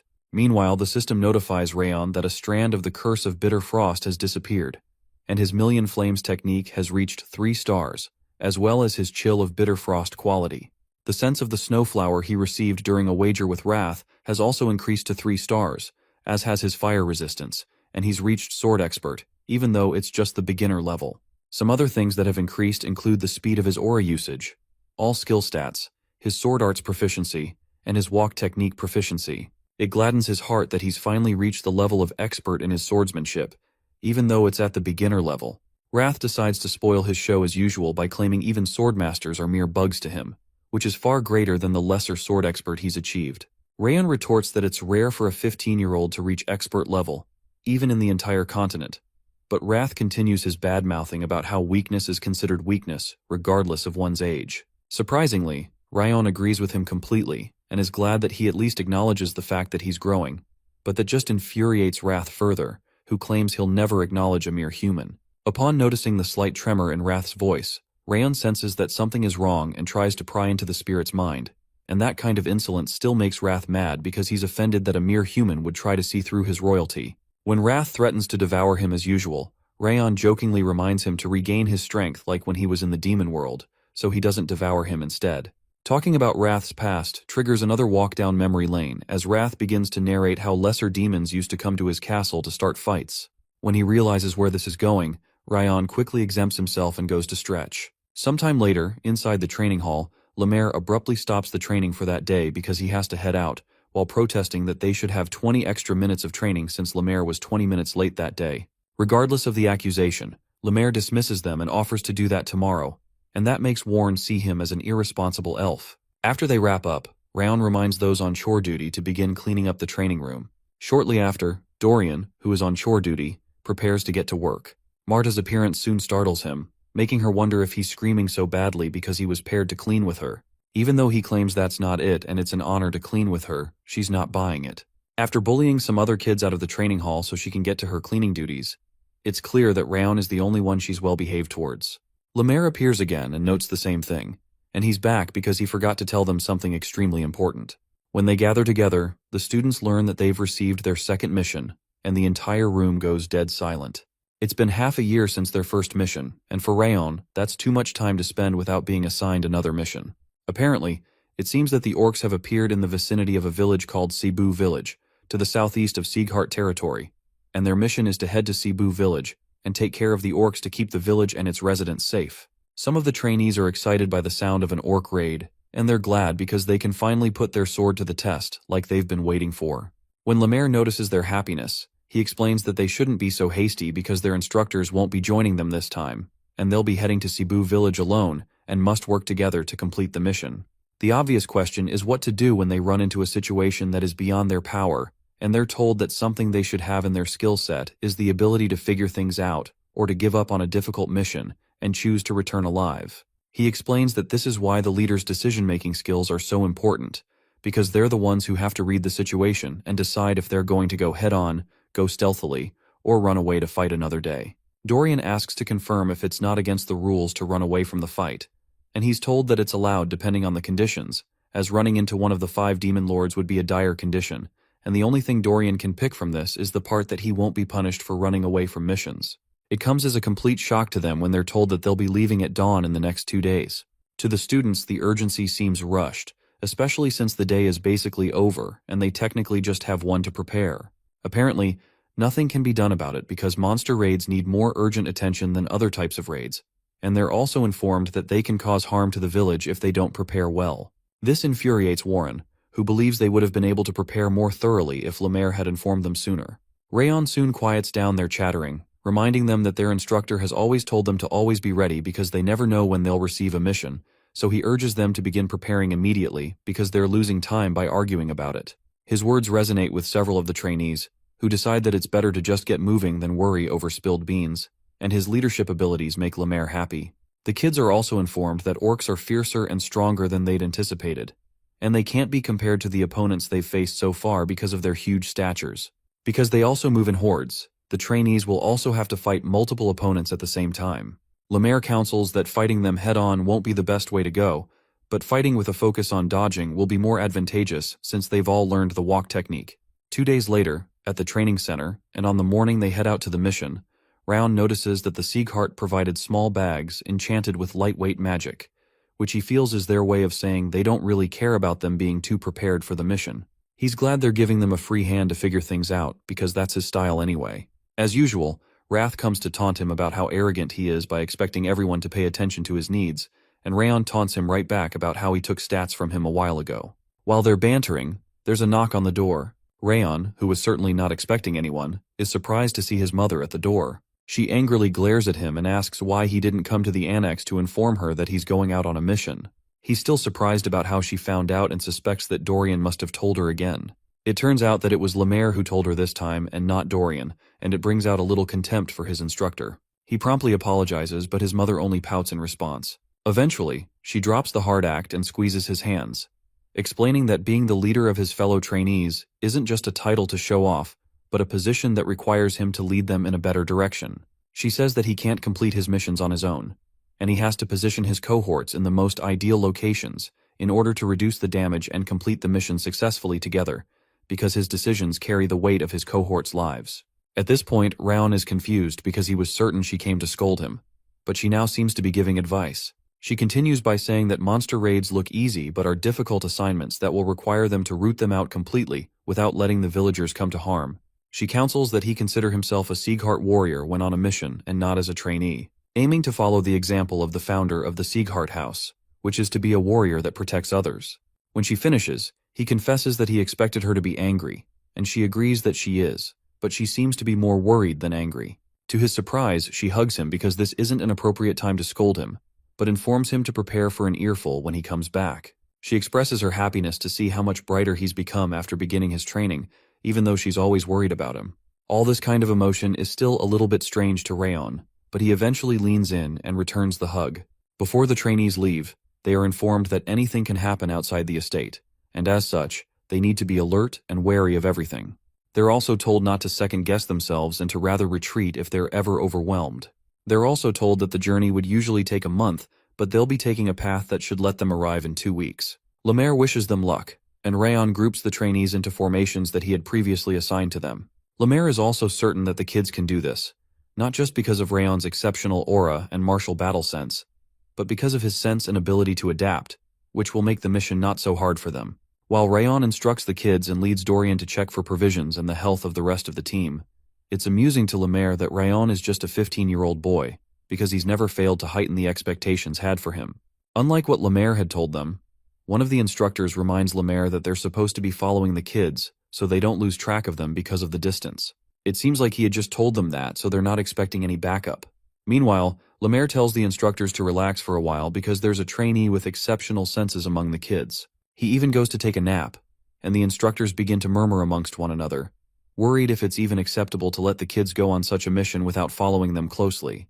When he notices their tenseness, Lemaire tells the other instructors they should be worried about the orcs instead of worrying about the kids. Sometime later, in a very eerie-looking cave, the leader of a dangerous-looking group confirms the location of a village from one of his subordinates. Upon receiving confirmation that it's the right village, he instructs that they leave immediately for Cebu village and grants them permission to kill anyone who gets in their way. In a few days, the kids reach the forest neighboring Cebu village.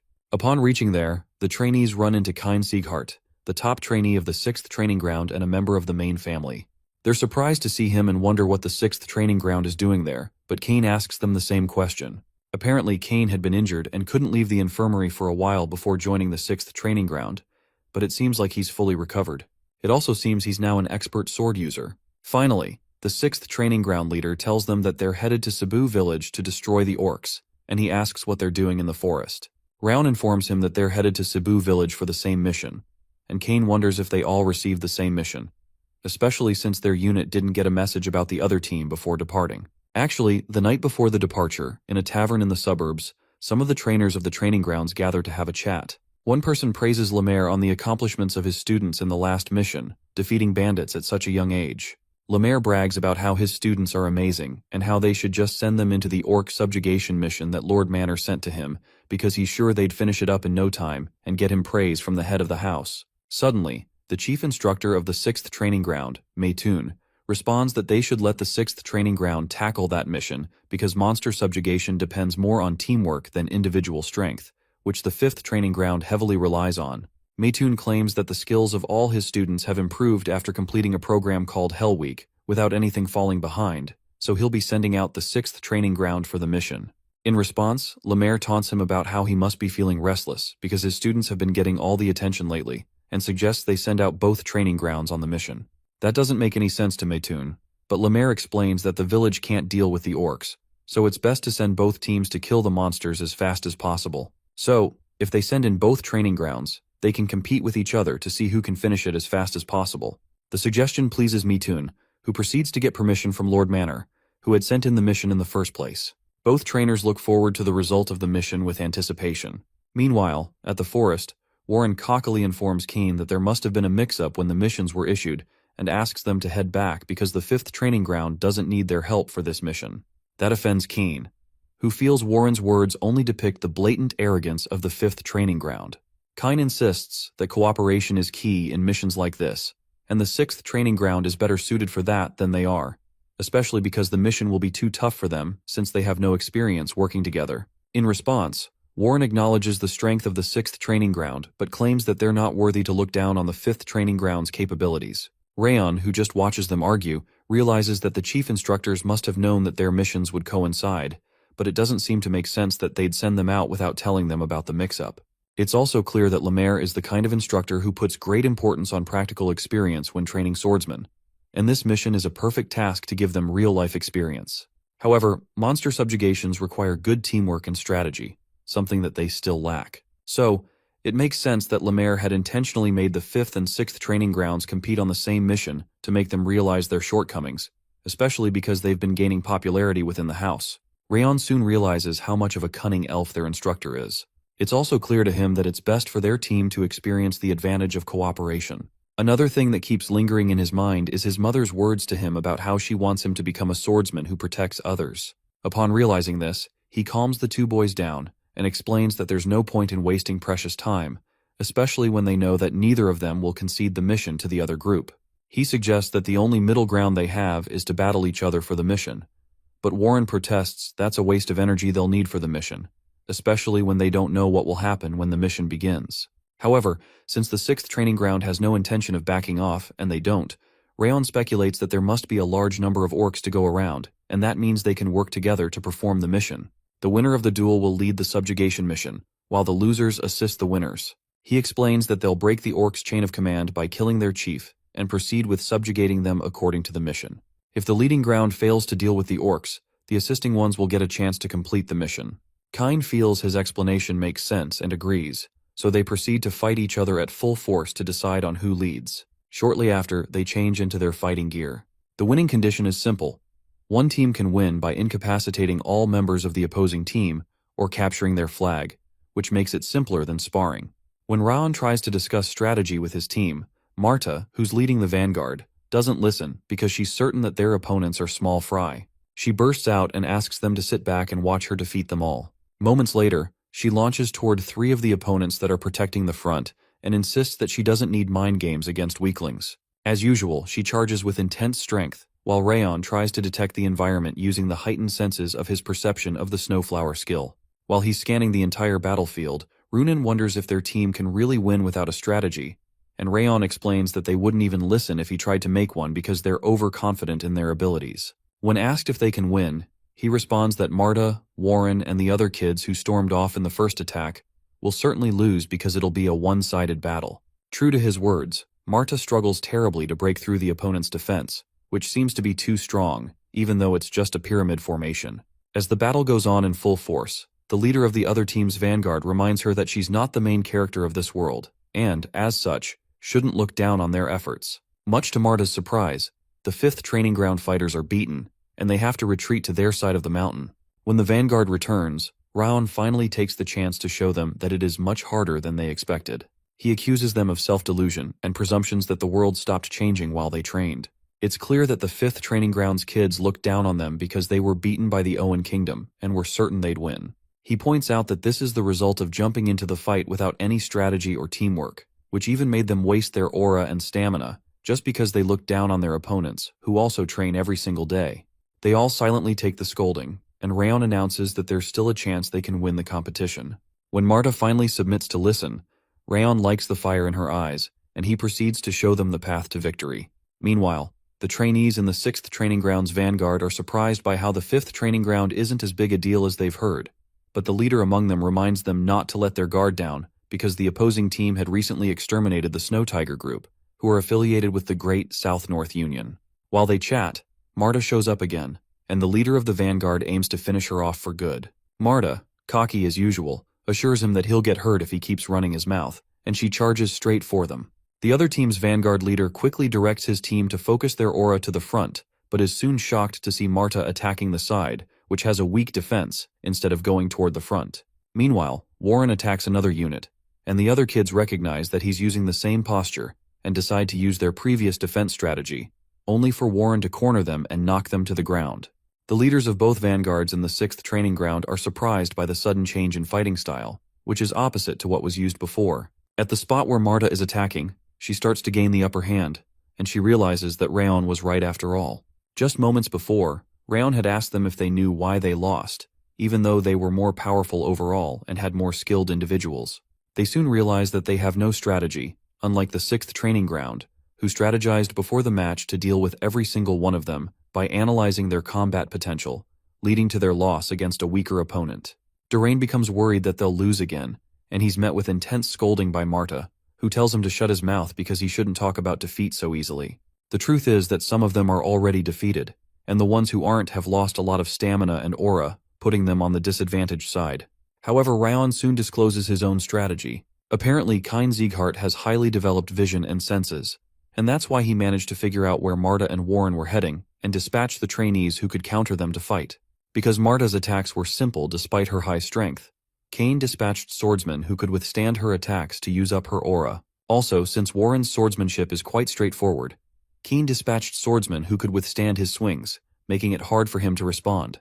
The only way they can win against them seems to be swapping opponents, but since Marta and Warren won't accept that, Raon decides that they have to change the way they attack. When Marta seems confused, Raon explains that the group facing her has a sturdy sword formation, but isn't good enough at moving their aura around, which should create an opening that she can break through to attack if she opens her senses. Warren's swordsmanship is straightforward and weak against opponents who solely rely on their instincts. The only good part about such people is that they're prone to deception, so setting aside his usual style of fighting to deceive them will create an opening.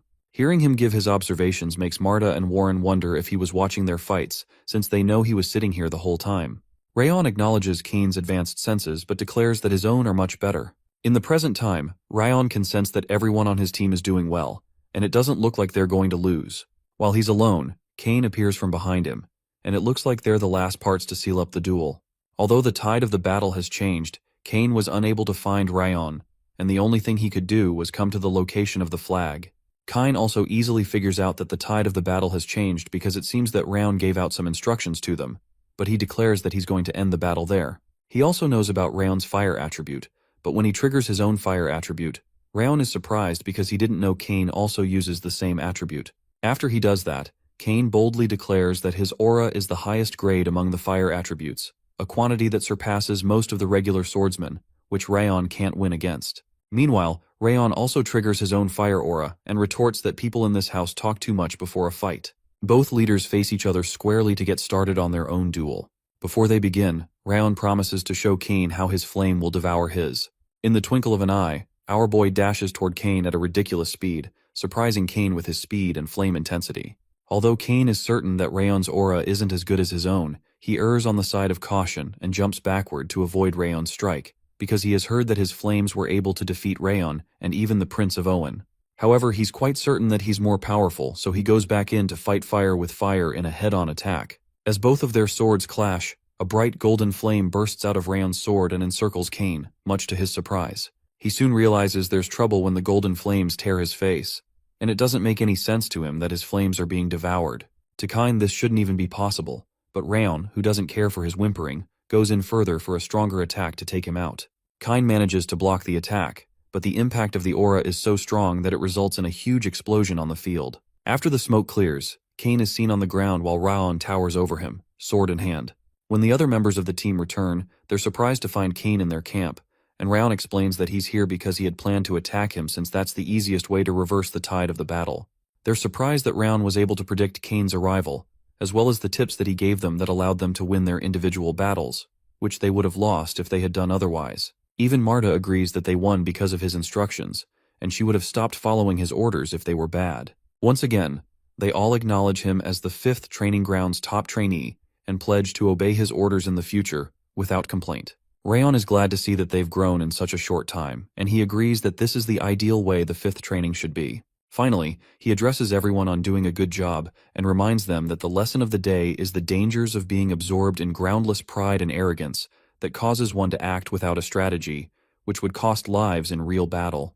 While Rayon reminds the kids not to forget the experience of the day, Kane stands far away and watches Rayon silently. As Rayon instructs the others that they're going to be camping in the forest because it's getting late and asks them to divide into teams to build the campsite and keep watch, Kane realizes that Rayon is much more competent than he expected. Kane had thought that the 5th training ground was arrogant, but it's clear that he was the one that was arrogant. Eventually, he steps toward Rayon with a handshake, thanking him for the lesson, especially helping him realize that he can't let down his guard until the very end, and learning to prepare another plan in case of failure. Because he had believed that they were definitely going to win based on the understanding they had from rumors about the 5th training ground, he didn't pay attention to his commands or the private duel. He admits that his sense of superior strength was just arrogance, and he's learned a lot. His words bring a smile to Rayon's face, especially because it seems Kane has more decent character compared to other members of the main family he's met so far.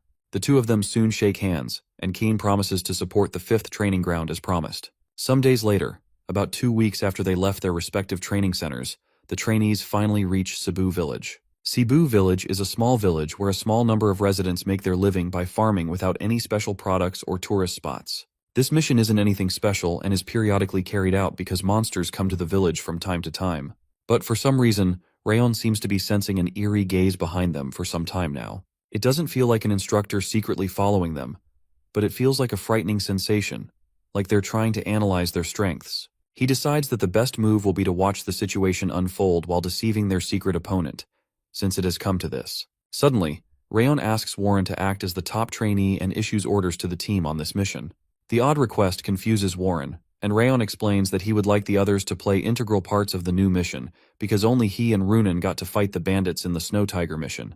To leverage his pride, he reminds him about how he had said he would stand ahead of him on the first day of their official training and asks him to prove his words, so Warren agrees to show how much he's improved since the last time. Shortly after, they announce to everyone else that Warren is the new leader. Marta doesn't seem so eager, so Rayon informs her that he'll explain why he's doing this later, but he asks her to follow Warren's orders in the meantime. Oddly, she says he doesn't need to make a special request for her to follow since she had promised to follow him as long as there are results.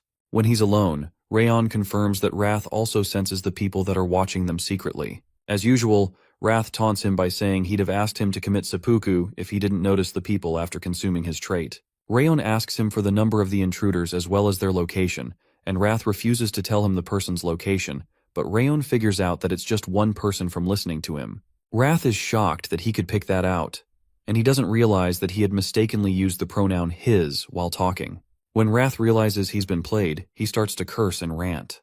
To Rayon, this still doesn't guarantee that there's just one person, because the one person observing them could have many companions with him, and the eerie feeling doesn't allow him to settle down. For some reason, he gets the feeling that this mission won't be easy. Meanwhile, the spy from the sect that had been watching the team goes to report to his boss that he saw kids from Sieghart House, although his boss doesn't think they're a big deal since they're related to one of the 6 lords.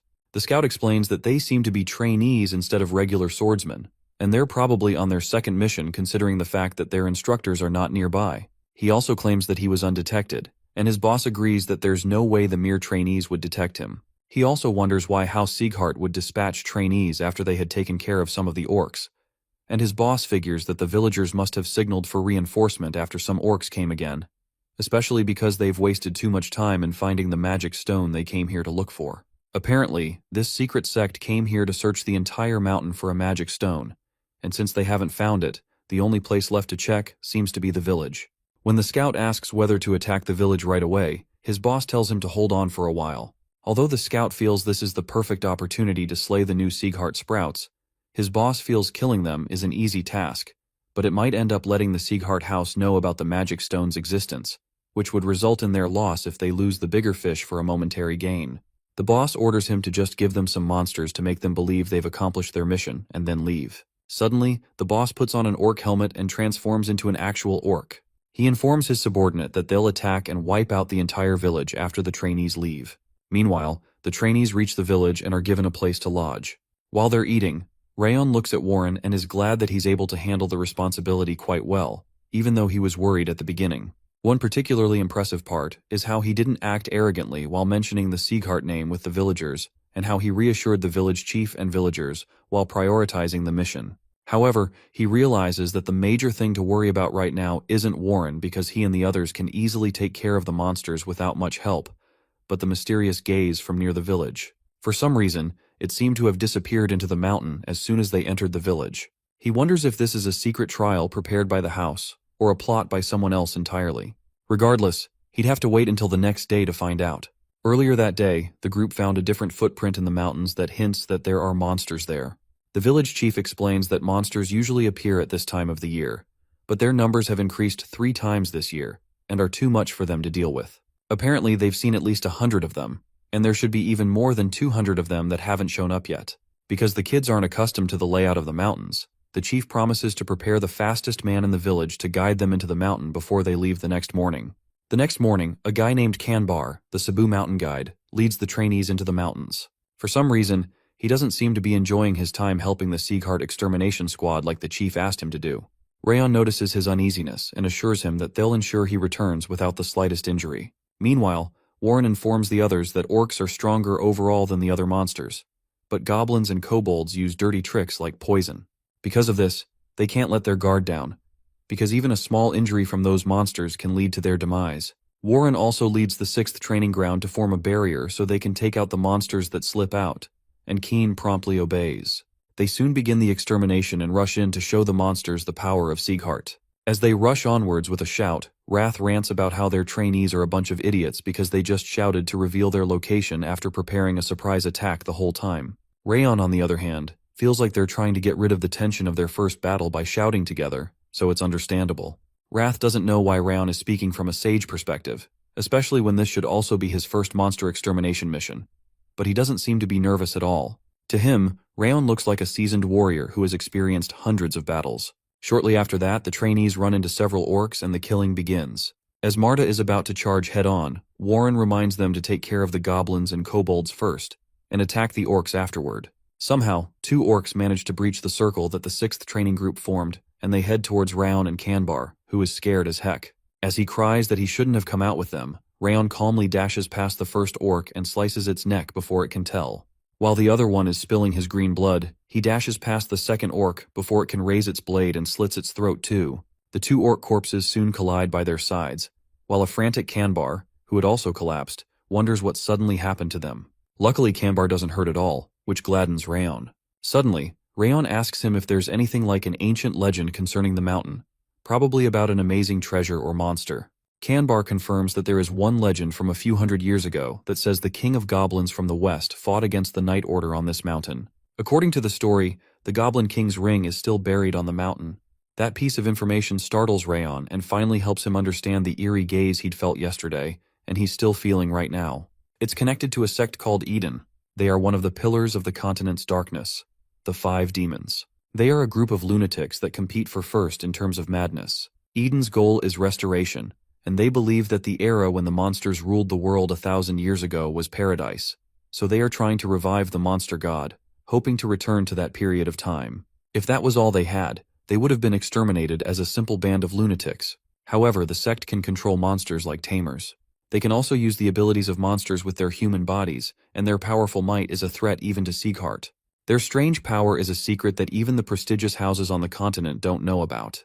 However, Rayon knows about that method because of the time he spent with Darius Robert. During his time as an assassin, he clashed against Eden while carrying out a mission from Darius, and every single shadow that joined the battle with him perished, leaving him as the only survivor. The odd thing was that Darius knew from the beginning that Eden used magic stones, and it's strange that despite being one of the 6 lords, he doesn't disclose that fact to the other lords of the houses. When Wrath senses a deep sense of wrath suddenly surge inside Rayon, he appears again and asks him what he's thinking, calling him a bastard as usual. Rayon soon realizes that his emotions have become unsettled again because he was thinking about Darius, so he decides to calm down and focus on what's right in front of him, Eden. According to Kanbar's story, Eden's objective is most likely to find the Goblin King's magic stone, which was left behind after the Goblin King died in the forest hundreds of years ago. They're after the magic stone because it contains a huge amount of mana. If they're truly dealing with Eden, he realizes they must have dispatched the monsters to make them believe that they've succeeded in their mission, to make them leave so they don't pose a hindrance to their search for the magic stone. Meanwhile, on the battlefield, Warren spots a huge orc that he believes to be the boss, so he proceeds to finish him with one strike. Unexpectedly, Marta stubbornly destroys the monster before he does. Realizing that the boss is dead, Warren signals to the others to clear out the rest of the small fries, which excites the team. On the other side, Raon asks Kanbar if a gem or a treasure ever appeared on the mountain after the Goblin King's death. So, Kanbar tells him about an event that occurred when he was a child, when the village chief went to the mountain one day and mined a red gem from the summit. When Raon probes further to know the location of the gem, Kanbar says that people don't know about it, but he's fairly certain that it's buried under the floor of the village chief's home. Oddly, the village became warmer after the gem was brought in. That information scares Rayon because the situation seems to be far more serious than he thought. If Eden doesn't manage to find the magic stone after searching the mountain, Cebu village will be completely destroyed. On the battlefield, the trainees clear out all the orcs and complete their extermination assignment. After they're done, the chief thanks them for helping out their village, and commends that their skills are befitting of the name of Sieghart. Meanwhile, Rayon watches the proceedings silently. Suddenly, Marta asks him if this is the goal he wanted to achieve, declaring that she still doesn't know why he switched roles with Warren. He informs her that he's not certain, but will inform her when the time is right. Regardless, she promises to follow his instructions until the end of the mission. Shortly after, Runan finds him on his own, and she suspects that he's worried about something because he doesn't look like he's in a good mood. He tries to cover it up and suggests that they should head to the banquet the village chief is throwing. What's actually on his mind is how Eden won't take action until they leave the village, and will send monsters right after they leave. The next day, outside Cebu village, the trainees take their leave, and Warren reminisces over the great things that had happened on the mission. So far, they were able to exterminate all the monsters on Cebu Mountain with no fatalities, and only a few people ending up with small injuries. To him, they were able to achieve their first mission perfectly, and that must be why Rayon isn't asking him to give the commander position back. There was no gap at all in his commands. He's still not certain what Rayon is trying to confirm, but he's glad that he now recognizes that his command is now as good as Rayon's. Warren proudly leads the trainees onward, but while on the way, Rayon senses something odd, so he asks everyone to stop. The trainees start to murmur about how it's too early to camp, and they wonder what's going on. Suddenly, Rayon announces to them that the real mission begins now. This comes as a surprise to Warren and Keen because it doesn't make any sense, since they've exterminated the orcs and even cleaned up the aftermath. Rayon explains to them that their mission is to exterminate the monsters and protect the village, and even though they've done the first part, someone was observing them until a moment ago. Apparently, they were observing them until an hour ago, when they disappeared. They could brush it off as an instructor, but they had an aura of hostility around them, and it was not something that could come from an instructor. He recounts that he noticed the presence before they arrived at the village, and it disappeared toward the village once they got away from it by half a day. It comes as a surprise to Warren and Marta that they were being watched before they arrived at the village, and Rayon spells it out that it was precisely from the moment they reached the hill near the village. They quickly figure out that the reason he gave the commander position to Warren was to hide his presence in order to better understand the enemy. Rayon's sharp thinking astounds Keen because his senses and plans are better than those of some of their instructors. He's surprised that even he couldn't detect that someone was observing them. A reality check hits Warren, who asks to clarify why he was given the commander position.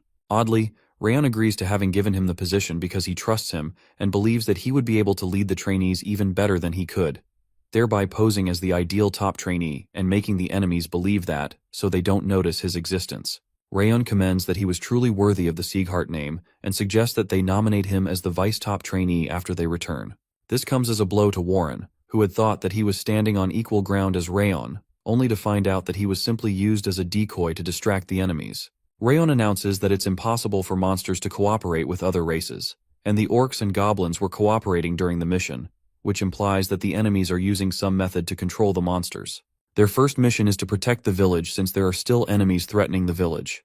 They all proceed to return to Cebu village, but this time quietly, so that no one will notice them. Rayon suggests that they just mind their steps since they didn't carry any tools to disguise themselves. Oddly, it turns out that Dorian had carried around several disguise tools. It's surprising that he carried about 40 disguise tools just in case, and it goes to show how frightened the kid can get. While they disguise themselves, Rayon orders Crane to run to the nearby branch to inform them about their current situation. Before they leave, Rayon reminds the trainees to obey his orders unconditionally from that moment onwards without refusing anything. 5 hours later, near Cebu Mountain, at Eden's temporary hideout, the scout reports that the trainees have left the village, and they decide to begin the plan called Restoration.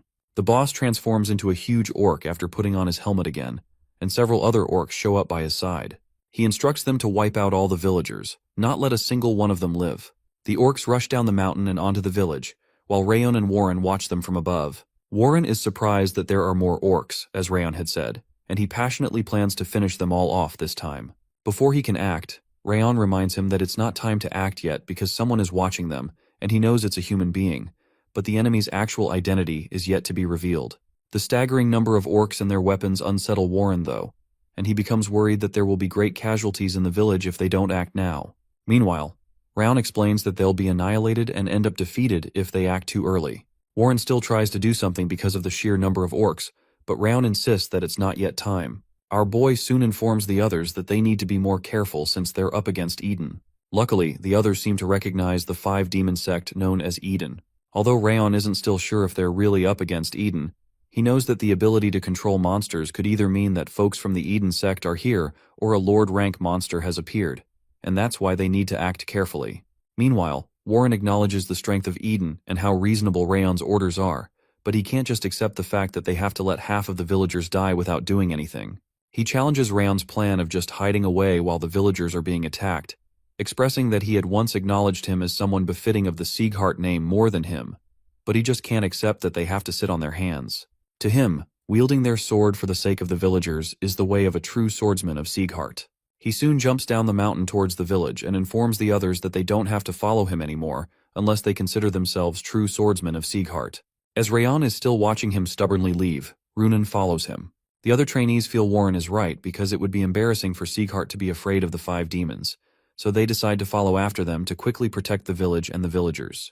Kine also leads the 6th training ground after them to help the 5th training ground and attack Eden's demons. After they leave, a few other trainees remain with Rayon. The truth is that Rayon had expected this to happen, judging from what he's seen so far.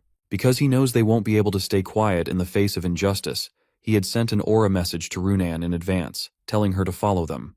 The only good part is that Warren and Keen are there, so the trainees should be able to last for a while against Eden. The only part that Rayon didn't expect is that Marta would wait behind because she's always the first to head out in such situations. When he asks her, she reminds him that she had promised to fully follow his instructions. Her words bring a smile across his face, and he informs the rest of them that they'll also be going into the village. However, they're going to be hiding their presence as much as possible, especially because Eden would have additional troops that won't be joining the battle on the front lines. For some reason, Raon can sense a strong bloodlust in the middle of the mountain that's not heading towards the village. The other trainees can deal with the other enemies, but it will end badly if they have a frontal clash with this mysterious enemy. Meanwhile, on the battlefield, Warren leads the others not to take the orcs head-on, but to deflect their attacks first and respond with a counterattack. He also suggests that 2 people attack at once if it's difficult for one person to do so. Their plan is to stop the orcs right there before they reach the village. He soon notices that these monsters are a lot more ferocious and powerful than the orcs they fought the day before, but protecting the village won't be difficult if this is all they have. The only issue is that, knowing Eden, this cannot be all they have, and that makes him wonder if Raon was right after all. To counter anything hidden and unexpected, he tells the others to watch out for hidden attacks from above and the bushes where they can hide. While they're fighting, a troop known as Eden's Green Demon Troop emerges behind them, and it's clear they're from Eden because of their goblin masks and helmets. Just from a glance, Warren can detect that there are more than 40 of them. To respond to the threat, he orders Keen to keep fighting the orcs, heading to the village with the orcs, while Runan freezes the feet of the orcs and the green demons with her frost, and he'll deal with the green demons. Runan quickly affirms her orders and proceeds to launch an attack at the monsters to freeze them all using her frost aura. One strike of the frost aura freezes a nearby orc solid, so Warren goes in for the kill using his star-connecting sword skill. With a quick dash, he leaps towards the orcs and slashes their throats, also employing a skill called the Sword of Autumn Wind. Unknown to him, there's a member of the Eden Green Demon group on a nearby tree behind him. They soon shoot a myriad of poisoned needles at the trainees, so Warren tells them to block them with their aura, or use their footwork to dodge. Soon after, they also realize that the enemies have spread poison fog on the ground, which makes the trainees start to gag. The poison is more powerful than the ones used by the monsters, so Warren quickly alerts them to cover their mouths. The trainees suddenly begin to collapse and are unable to wield their swords, and even Warren starts to lose balance because he was also poisoned in the split second before they realized. His body soon begins to stiffen, and Runan also starts to become lightheaded. But the number of monsters and green demons does not decrease at all. At this rate, their annihilation is unavoidable. Suddenly, a huge explosion occurs right in the middle of the field. After the smoke clears, it turns out that the destructive power came from Marta. Behind her are the rest of the trainees who stayed with Raon, and she leads them to take out the trash, referring to Eden, and not let a single one escape. The oppressed trainees are glad to see Marta and the second team coming, and they should be, because they would have collapsed from the poison in the air if Marta hadn't dispelled it with the explosion she just triggered. They soon take courage to continue the fight. Although Raon is still nowhere to be seen, it looks like the tide has been reversed, and they can win at this rate. Meanwhile, the green demons are shocked that ordinary trainees can be so strong, so they decide to run away so they don't get killed. Before they can escape, their boss shows up and asks them if they're planning to escape from battle. The towering image of the new guy astounds everyone on the battlefield because his aura is on a whole different level compared to the green demons, and it can speak human language. Judging from the fighter's helmet he's wearing, it's clear that he's the Eden Green War Demon. Even though his rank is low, he's one of Eden's executives, and it's a mystery why he would be in such a place. The Green War Demon recalls that the report stated that they had left, and he wonders if they had returned after they noticed their ambush, which would be pretty good for ordinary trainees. Judging from their levels, he figures that Marta was the one who noticed and counsels that they should have left quietly to avoid losing their lives. Because they didn't know their place, he decides to kill them all. With a single strike, the demon knocks Warren, Marta, and Runan. The sudden turn of events surprises the rest of the trainees, and they start to look for Kane to help, but realize he's busy fighting the orcs near the wooden barricade. Raon is also nowhere to be found, and they figure he must have escaped after seeing the Green War Demon. When Marta struggles to get back up, the Green War Demon commends her as the most decent one among the trash, especially since she had managed to notice their presence. Regardless, he considers her a vermin, with no ability, strength, or willpower, who's about to be trampled to death. He lifts his sword to kill them all, and Raon suddenly bursts out of the woods from behind him, covered in a glorious blaze of golden flames. As he jumps towards his neck, the war monster notices the advancing threat and quickly moves, but Raon manages to cut his hand to the ground using the 10,000 Flames Cultivation First Flame Vortex. The attack amuses the demon, who had intentionally moved towards him to avoid the neck strike. The fact that he missed the neck pisses off Raon, but he has an assassination plan up his sleeves.